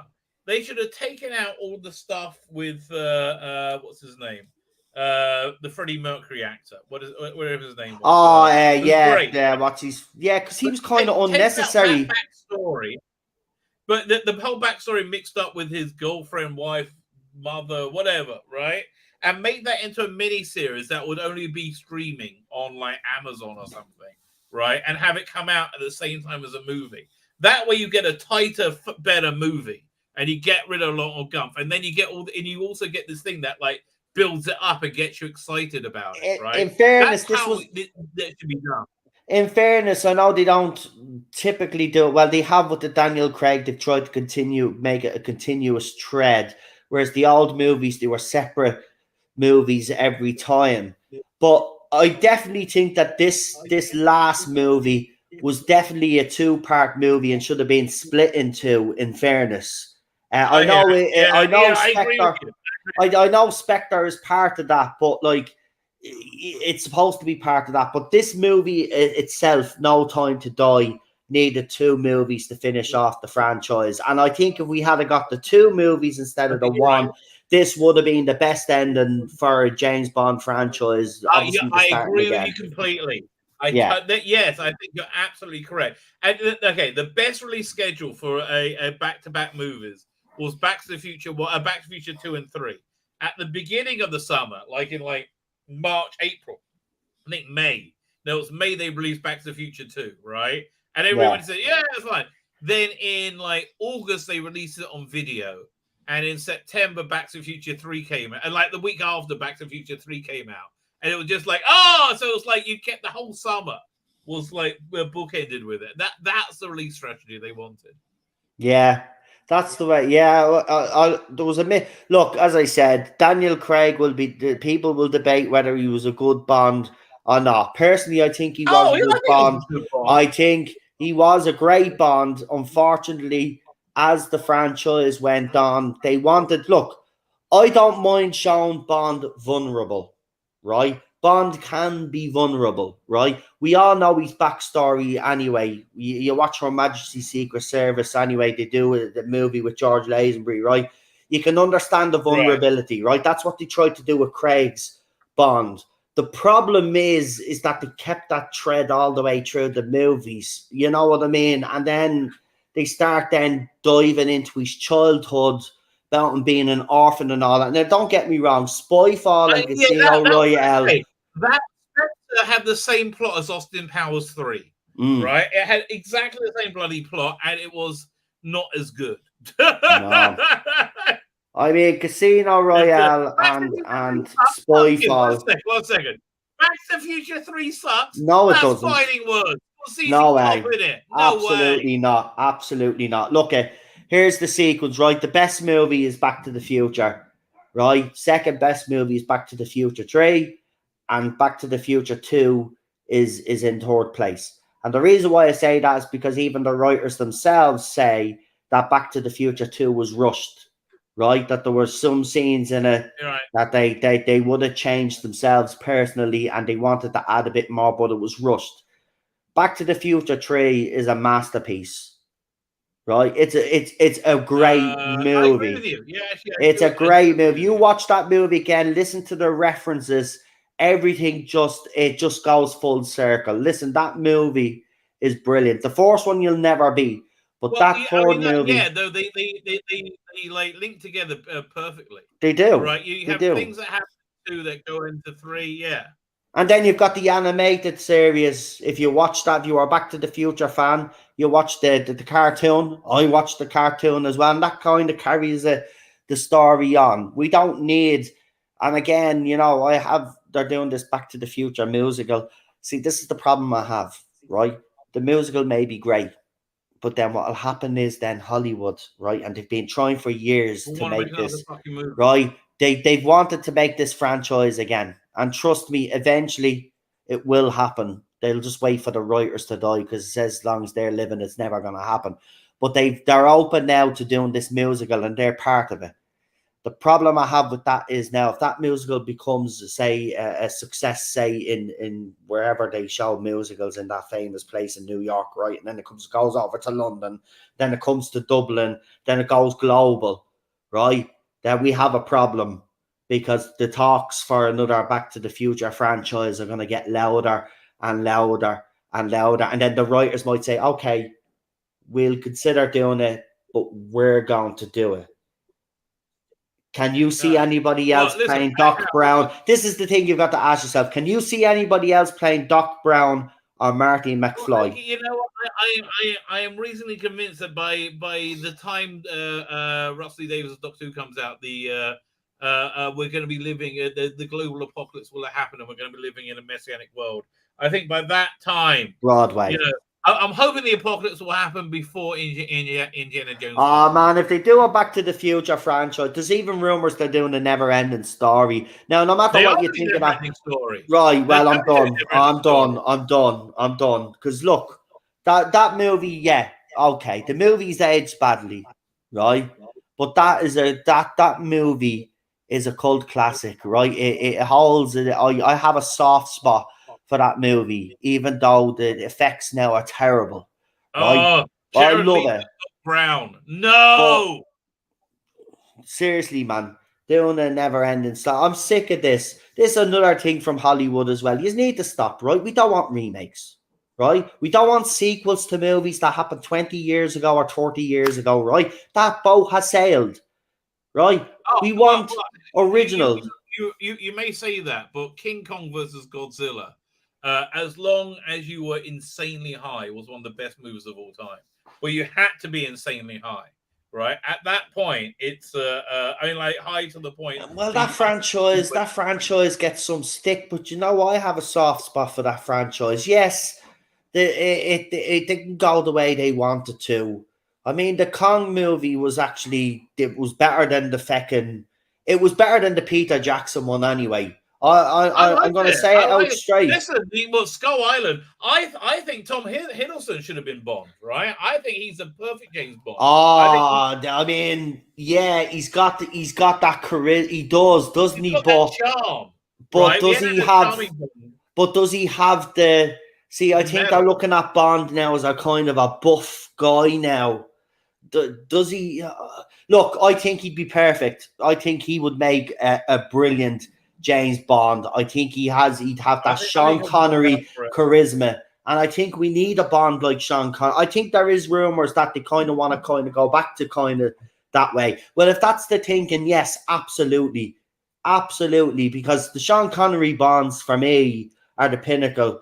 For Roger Moore, look at people will have their say about Roger Moore. I found his Bond a bit too campy, but within those campy stories, you had Live and Let Die, right? That's an absolutely brilliant. You had a few great. Well, you had Spy Who Loved Me. And Live and Let Die is a fucking cracking movie, right? Nobody can deny that. It's a great movie. But he is, I mean, Moonraker, the less said about that fucking thing is the Octopussy. I mean, listen. I want to know what goes on during the daytime for the people, the people, right? The glamorous women who he will repopulate the earth with. What do they do when they're just hanging out? I don't know. You're going to tell us. Yeah, quite well. But look! It's Halloween. We have to talk about Halloween. Let's see what we think of Screen Rant's list of the scariest Doctor Who episodes. Before you read it, can I tell you what my scariest episode is and see where it is on the list, and then you tell yours, right? So you can go first. You go first, and then I'll go second. Oh, scariest one for you. One that makes me want to retch in horror would be The Timeless Children. Would be Orphan 55. So that's a horror for you. Is a scary one for you. Oh God, no! Orphan 55. That's the one that broke me. Right, that's the one that broke me. Let me think. What's a real good scary one? I like the God Complex. God Complex is really cool. That's a scary one. That's scary. That's in my top 3, but I'll tell you what mine is, just in case, because you might agree with me on this. But for me, it's the Satan Pit Impossible. The Impossible Planet Satan Pit. Oh yes, definitely. Yeah, you got all the satanic imagery. You got all the things over this face, and the ood. You've got the ood with the eyes, and then you've got the satanic voice and. Yeah, I love the end of that episode. Right. It was the same guy who did Sutek. Yeah. Who did the voice of the Satan. So yeah. No. I like that's a great one, right? It's also a great, a fantastically written story. Yeah, it is. Because I liked when they going through the aliens going through the corridors, seeing people sacrifice themselves, Great it was the special effects. music as well, though. The music helps because in the very first scene where they step out of the TARDIS and then David Tennant's doctor looks over at the writing and he can't translate the writing, and then you hear the eerie music in the background. It really sets the tone up for the whole episode and what you're about to actually step into. I thought that was very good. Yeah. I'd put I remember the Doctor Who Confidential about that was all about how they got that woman to float off into the black hole. She had to like lay in a pool with her eyes open to get her hair floating like that. Yeah. Underwater. No, that was great. Oh no, a great horror episode. No, it's the much maligned Waters of Mars. That's great as a horror episode. Yeah, and we're just going with New Who, by the way, just in case anybody's saying, well, they haven't mentioned any classic. We're just going by New Who because the article is probably on New Who anyway. So, no, they have classic. But we do have a few classic horror ones. But like, yeah, for me, what scared me in the classic era would be the Pyramids of Mars because I was a kid when I seen that, and that scared the crap out of me because I had the thing about mummies and stuff. But yeah, you see, I have to tell you, that kind of turned me on, right? And the mummies seem to have like these boobies things. You die by being mashed by mummy boobies. Wouldn't you? You know, Rabbi, to think of that, wouldn't you?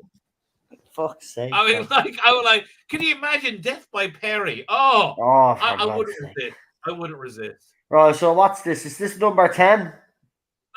I don't know.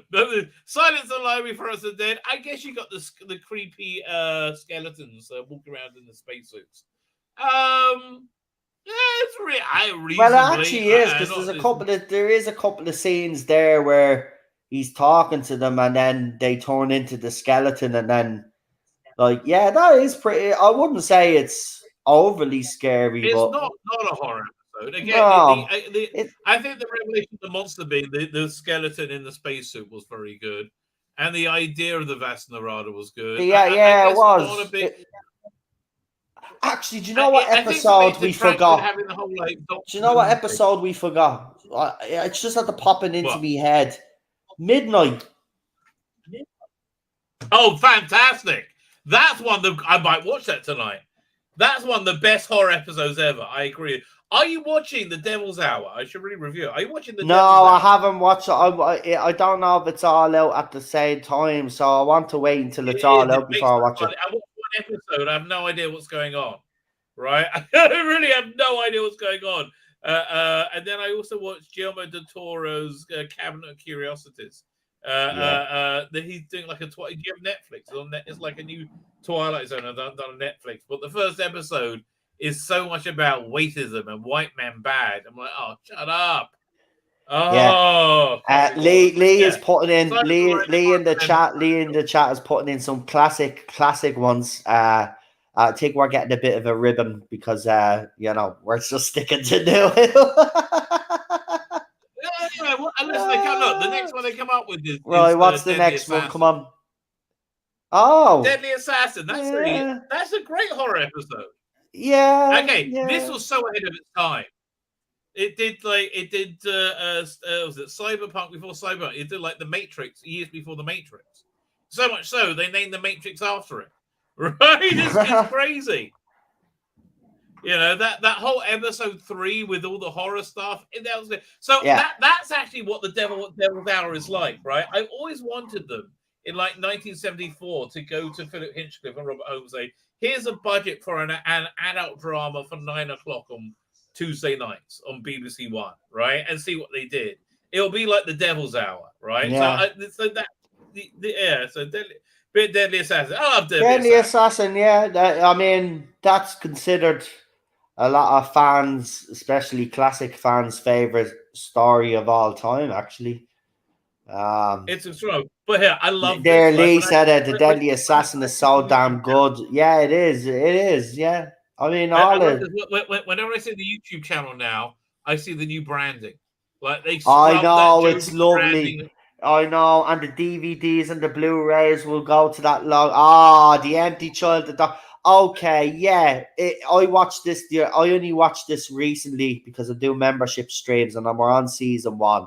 This 2-parter is typical the Britishness of the RTD era. This 2-parter is great, but is it scary? I mean, maybe the first time we seen it, but watching it now, but it's yes, exactly traditional Doctor Who. This story is great, but then we got the whole everybody lives thing, which someone's just thrown in the chat. Listen, I didn't like that. At the end of the day, right? No, but hold on. No. Sorry, right? You can right. World War II was bad, right? Okay, a lot of people died. Yeah, right. This everybody lives, or your leg is back. Are you sure you come in? You sure you didn't have 2 legs before you came in? Like all of this. Nah, man. Right. That was just Moffat again, which we were going to get during his era. Was all of this optimism? War was horrible, dangerous. So show it.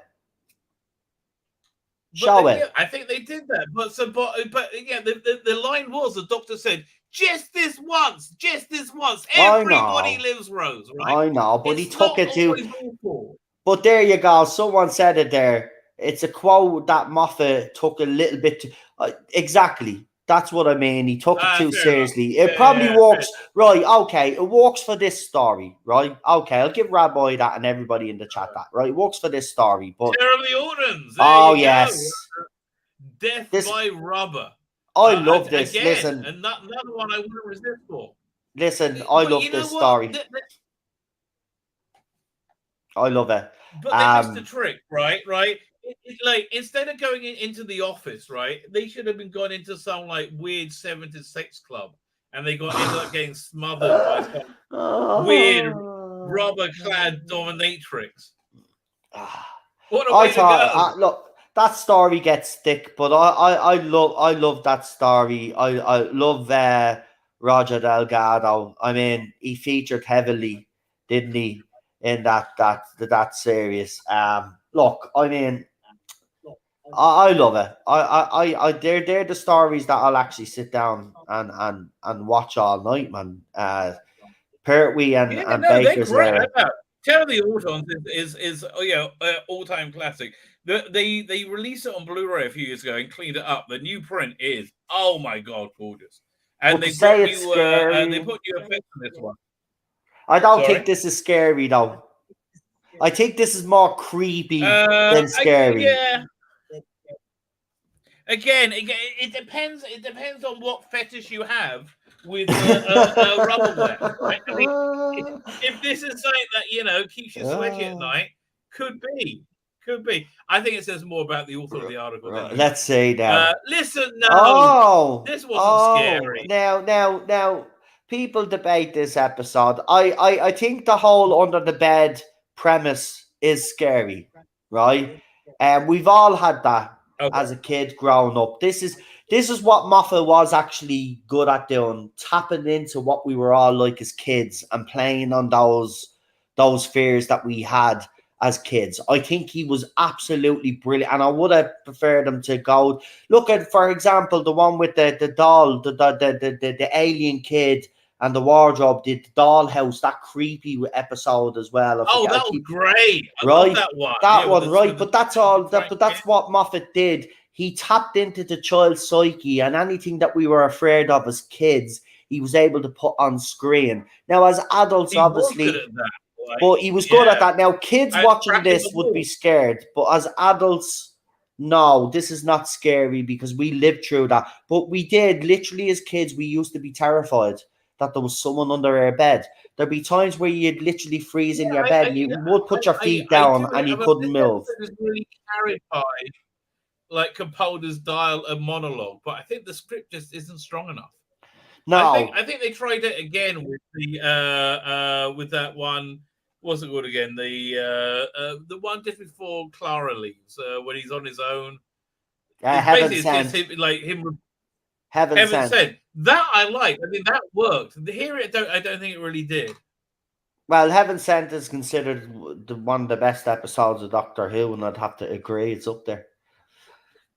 I don't agree with that I one. agree with you. I don't agree with Genesis of the Daleks being there. I don't think it's scary. Yeah. I mean, maybe it was scary for kids back in 1975, but I mean, they had horror elements to it, and it was, but it wasn't a horror episode. I mean, it's a great episode. Season 2, though, I would say it's good. I mean, that whole dilemma thing. Does he have the right? That's the moral fabric that Doctor Who had. You know what I mean? And then you got the Whittaker era. Like, there was no moral fabric to that at all. The Doctor broke all the rules. Like, let everybody die. Destroy the universe. You know what I mean? All in the goal of finding out who they were. Selfish, like.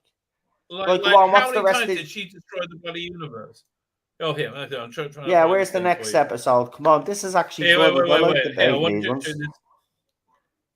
Wait, here, one second. I'm just looking for the thing to show you. Is this art card? I'm thinking of doing like these digital cards. Where did I put it? Hang on. Is it over? Oh, yeah, here we go. This is like something you can use as a background too. I haven't got it finished yet. But I want to put a little bit more detail in it. But I think it's cool, right? Because you get to like zoom between the two. That is deadly, man. Yeah, I did my all-time favorite member of Doctor Who. Anyway, let's go back to that. Hang on. Share screen. Doink. So yeah, okay. Season Doom, though, I will call a horror episode, right? Because you've got the guy transforming into the monster. That's real body horror. Yeah, there is. Yeah, we can give it. Yeah, I no complaints about that one. Then Scobie goes into the Aside of the Daleks. No, I disagree with that one. I mean, it has creepy. Again, that story has kind of some creepy elements in it. It is when Rory, that scene which they're actually showing there. Oh no, the scene with Rory first, where he's walking through them and he's trying to avoid. That's a scary scene. And this one with what's her face? Amy. Clara. This is a good scene. Clara. No, this is Amy did, but you got Clara as a Dalek, which he doesn't. Realize. Clara is the Dalek and the souffle girl. Yeah, that's the one. Right. Yeah. Okay. My problem with Clara in this is very bangable, like very hot. I like the outfit, but so smug, kind of puts me off. So I don't know. I feel kind of torn. Yeah. Okay. Something that really did my head in was, have you seen The Crown? Yes, I've been watching The Crown. Okay, fine. Gillian Anderson playing Margaret Thatcher. Yeah. Margaret Thatcher, the most sexless woman in the entire world. Literally walking anti-Viagra. Yeah, right? You're not going to say what I think you're going to say. I think I am. Now, Gillian Anderson looks and sounds exactly like Margaret Thatcher, but I want to bang that Margaret Thatcher. You can't turn the sexiness off, baby. Right? Look, it's a cross I've had to bear. Lee put in Age of Steel, which is I'd agree with that one. The Unquiet Dead. Okay. Again, as an adult, this is not going to scare you. But if you're a kid watching this back in 2005, this is definitely scaring the shit out of you. So I'd agree with that one. See, we have to look at it as adult and look at it as being a kid. So yeah, definitely that is, as a kid, if you are watching that for the first time, scare the crap out of you. And you do have like the zombie corpses walking around. That's a basic horror element. Yeah. Pyramids of Mars. Yes, we agree. Well, I agree because I literally said that's scared. Yeah, there you go. Yeah. Sutak gives you the gift of death. Yeah, I know. I know it's a brilliant story, man. I love that story. Yeah. And Gabriel Wolf as Sutak. Perfect. Right. Brilliant. This is the one where when Sarah Jane was in the big perspex column and he didn't know what to do. Right, when he was trying to work out how to get around. Yeah, it was just generally speaking great. There's and it's the one where she actually fires a weapon for the first time as well. Right. And there was controversy about that because Tom Baker was adamant that Sarah Jane wouldn't fire a gun, and Elizabeth Sladen also, but the director, she stuck to her gun, said, look, this is the way it's going, and that's the end of it. If you there's a really interesting extra where they show the locations, and that courtyard where she fires the gun into is much smaller than it looks because they used a different lens. Yeah, So wasn't that Mick Jagger's place at the time? I think so. Yeah, wasn't it his place at the time? I think it was his place at the time. Yeah. Right. Snake dance. I listen. It was Mick Jagger's place, but this was also Mick Jagger's drug combination that made them come up with this. Snake dance. Yeah, that's a horror one. That's dark the inside. And listen, you got to see the updated version with the new effects. The original effects is horrible. But yeah, no, I think I would. That's again very 80s, very very body horror. I love the David. Of course, that was going to be in it. I mean, it's a great story, isn't it? But is it really? I mean, it is. It would have been considered horror back in the 70s, I suppose. I mean, yeah. Again, if you're a kid watching this back then in the 70s, it scared the shit out of you. Obviously, as an adult now, wouldn't have the same impact. But I'm surprised. I don't know. Is that the whole list? Because if that's the whole list, where's Midnight? No. Here, one second. I'm just trying to find this thing to show you. 1 second. Yeah. Oh, that's nice artwork. Yeah, what's that? I'll do I'll show it to you over here that you can see it clearer. Yeah, this is a like an imagined like third or fourth or fifth movie, like like a Peter Cushing movie. But now they got like Edward Woodward. You can totally see them doing this, right? Man, that's deadly looking. Isn't that cool? The devil of every situation. There's only one man who can save now. Doctor Who and the Demons. Edward Woodward as the Doctor and Christopher Lee as the Master. Who else isn't there? The Daleks turn up for no apparent reason. That looks very cool, right? That looks very cool. If only we lived in the universe where that was real. Let's go back to the list. Hang on. Where is it? Right, this list has a couple of hit and misses, but I suppose it's mostly hits, I will say, because they do surprisingly well. Again, you have to look at it kind of when you were a kid and when you're not adult. The vampires, right? I don't think this is scary even as a kid, right? And I even remember watching this. By the way, all those vampires, just to let you know, are Irish ladies. So Irish ladies representing. They were all Irish models. So there you go. Yes, they were. And may I say, them leaving a this story has just got much better. It is a good story. It is a good story, but great in this. He is. In the trailer.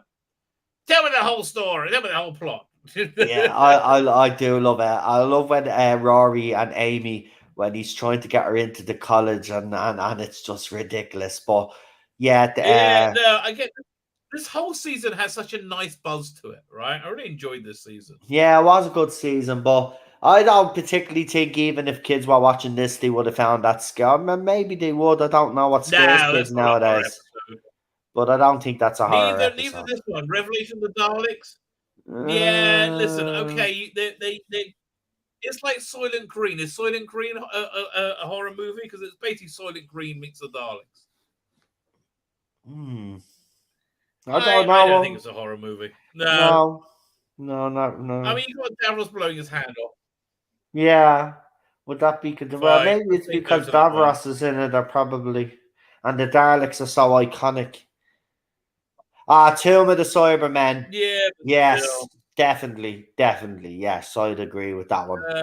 Yeah, that's like a creeping horror. It is, because I still even watch that today as an adult, and the music and all, it is creepy. It is. The hairs on your arms stand up when you're watching that one.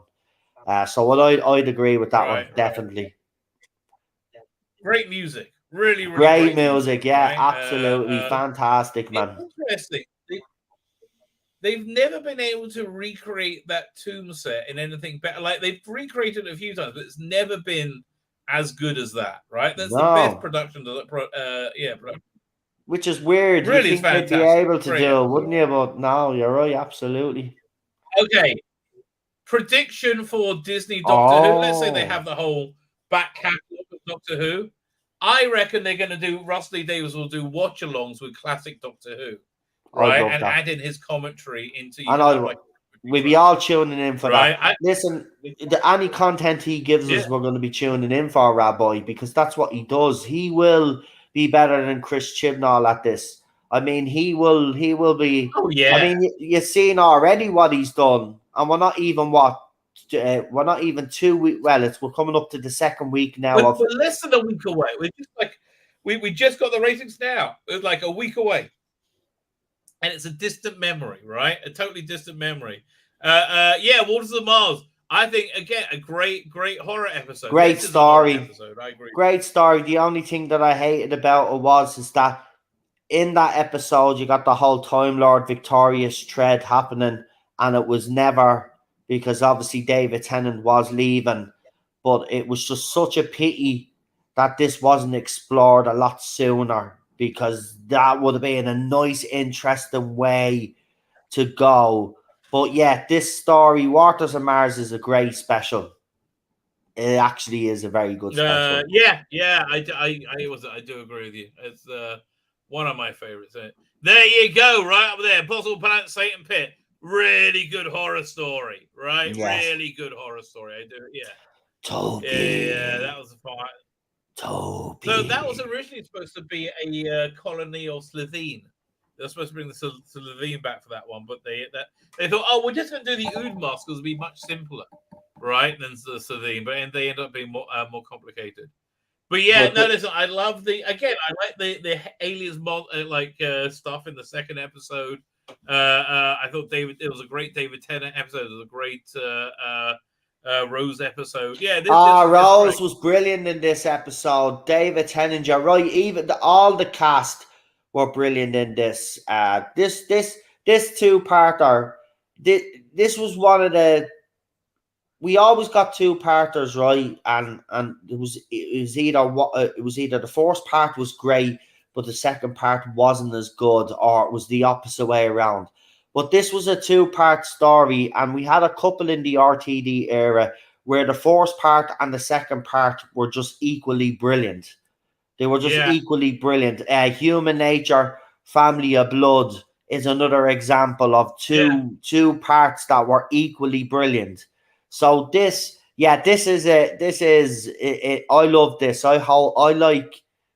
For me personally, this is going to come across the wrong way, but for me personally, I love stuff like this. My favorite type of movies are the Omen, and to do with Satan and stuff like that. I like shows and stuff that explore this kind of mythology.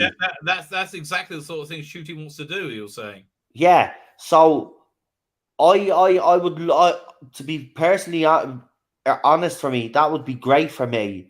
I'd love them to explore that sort of thing. Well, they say they want to make it scary, right? Like that's exactly what Russell Davies says he wants to do. He said he wants to scare the shit out of them. I mean, yes.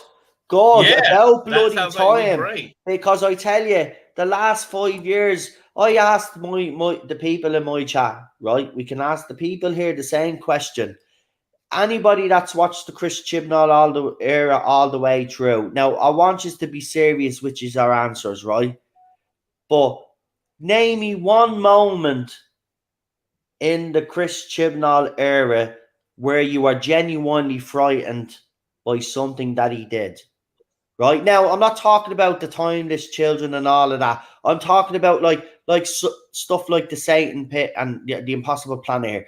Name me an episode where you sat down watching that and you are genuinely there were a few moments where you were going, "Oh yeah, that's scary shit, man." You know. I have to tell you, I struggle to come up with an episode that I would rather watch than receive a body cavity search at an airport. I'd rather have the old You know, That's what I mean. I'm- There's not one scary thing in that era, right? Whereas in this there was, and RTD is right. I think it. Look, me personally, I know Rabbi will agree with me, and everybody in the chat will agree with me. Kids are too fucking soft nowadays, right? oh Right? God, We treat them. Look, wrong way. We're afraid to scare the shit out of kids. We're afraid to do this, that, and the other, right? It's about time that TV went back. Doctor Who used to scare the shit out of kids. It needs to go back doing that, right? That's what this era that we just all finished watching lacked. We have bred a generation of pussies. Yes, right? we have, and we ought to be it's ashamed of not ourselves. been good. It's not been good for anyone. No, it has not. Curse of Fenric. Yes, I'll call this a horror episode. Yes, I'd agree with that one. Yes. Yeah, I mean, and you get a nice bit of Sophie Aldridge stocking thigh in it as well. You know, I'm like Mr. Skin for Doctor Who, right? I will let you know exactly where to look. Like the Hermie von Mars, I would say watch the special edition, far superior, right? Genuinely far superior. let's see. Yeah, Blink, yeah. Right, okay. Here we go with this one. Right. What do you think? Blink is this is it scary for kids, probably, but I tell you what one I think the Flesh and Stone and the other one was a lot scarier than this, to be quite honest. But I can understand. I think the Angels Take Manhattan was scarier than this, quite frankly. Yeah, I can understand though why people would pick Blink. It's because it was the Force Weeping Angels story, and there are scenes with the bloke where he's calling Sally, and he's trying to keep an eye on the Weeping Angel. I suppose that part is a little bit, there's a little bit of the scare factor there. In Flesh and Stone, you got that whole scene where they're talking to him through the headset, and they're just being cruel. Yeah, right. You're there. Oh, we just want to scare you. Yeah, I mean that's so much scarier, right? Yeah. It really is. Yeah, Angel Bob. Yeah, so yeah, I do agree. Plus, Flesh and Stone, was it Time of the Angels? I think whatever it was called. Yeah, that Flesh and opening Stone scene with River Song. That was classy. Freaking incredible. That was classy. That yeah, was very good. That was brilliant. The start of that. I mean, they really tried to emulate that for the beginning of Power of the Doctor, and again, everything apart from Jodie Whittaker and Amanda Gill, they nearly did it, right? Although the bit where John Bishop nearly dies, I'm like, I was surprised it took him that long to realize that his life's in danger hanging around there. Midnight, yes. Should have rested the Angels after that. Yeah, I agree with you.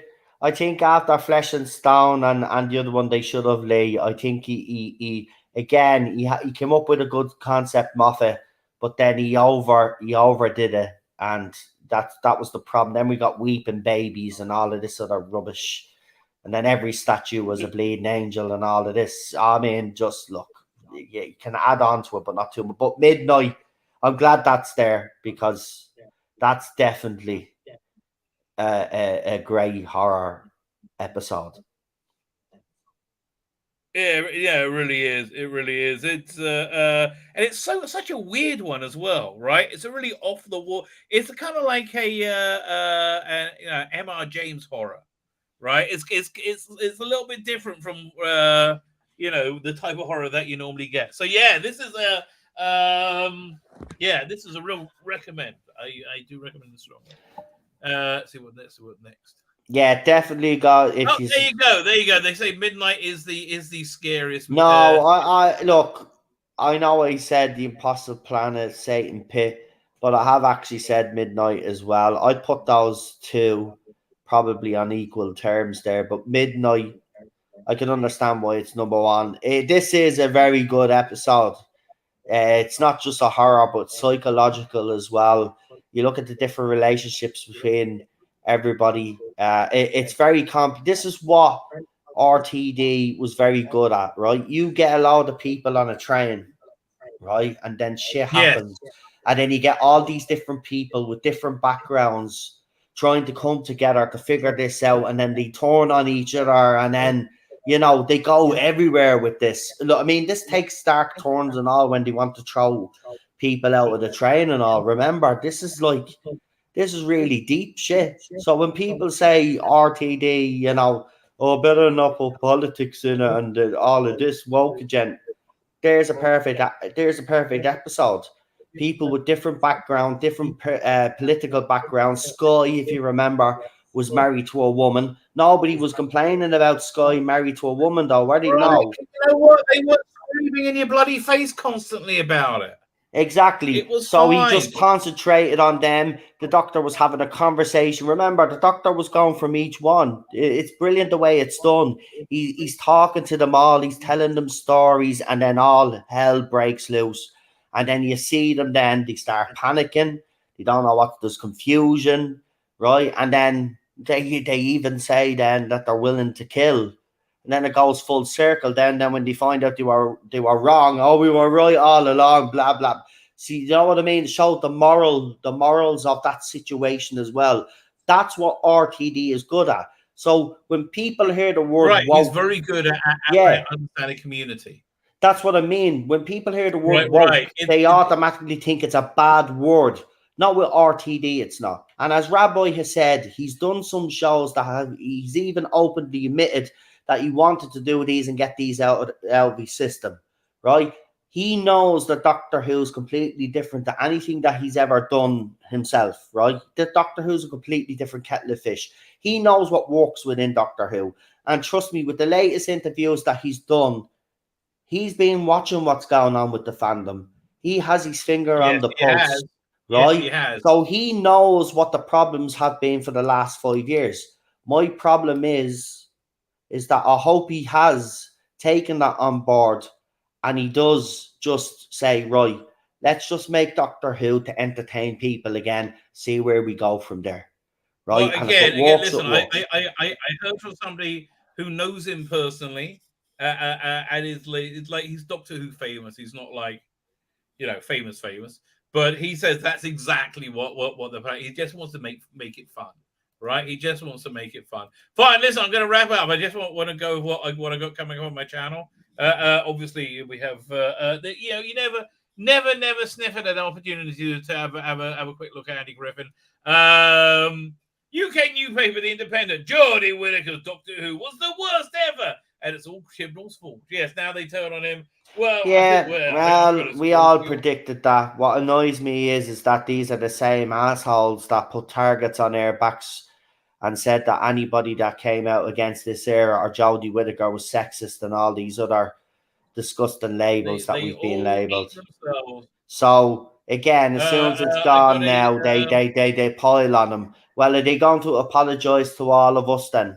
No, they never will. That's the thing. Media, this time for this era, I'm not joking here, but we need to ignore this media and call them out now from now on, because this is absolutely ridiculous what they've done.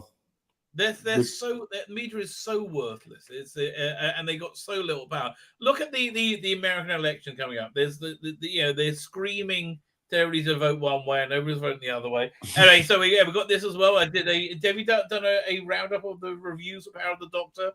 They're not good, right? They're not very complimentary. No, they're not good at all. You should do that on your channel. It's wild. Actually, before we do leave, they did post up so that the ratings have been updated. So it's now up to 5.1 million or 5.3 million. Sorry. So yeah, they went up an extra million after, but still, let's put this in perspective, folks. This is a regeneration episode. This is a goodbye to the Doctor episode. If everybody watched the last 2 minutes. You get counted as a view on iPlayer if you watch 2 minutes, right?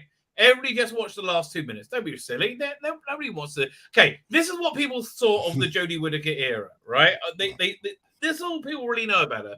They saw Capaldi regenerate, go, oh, brilliant, right? And they saw that you get sucked out the TARDIS. Then a bunch of people watch the first episode and they go, don't bother, it's not any good anymore, forget it. Right, so nobody's seen it since then. And the last they saw of us going, Icky Thorpe, oh, no, regenerate, and David Tennant, right? No, what was it? To the next Doctor, tag, you're it, That was her big line. I mean, that is just typical Chibnall. It was just It's very Jodie pathetic. Whittaker. And I know the Whittaker fans Very were saying, but it suits our doctor because our doctor was childlike, so tag that. That's it. Makes sense.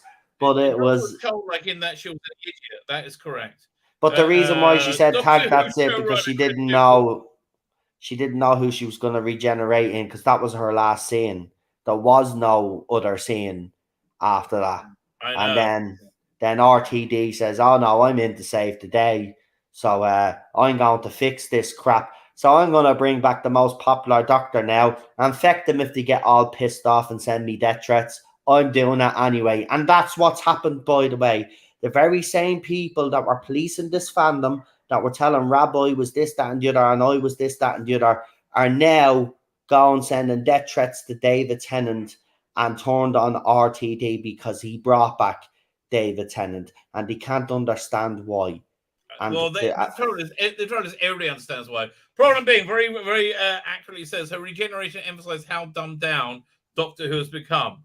Right. Absolutely. I mean, here's the thing. The minute David Tennant showed up, people were talking about Doctor Who again.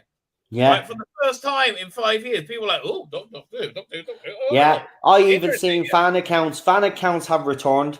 YouTube channels have returned.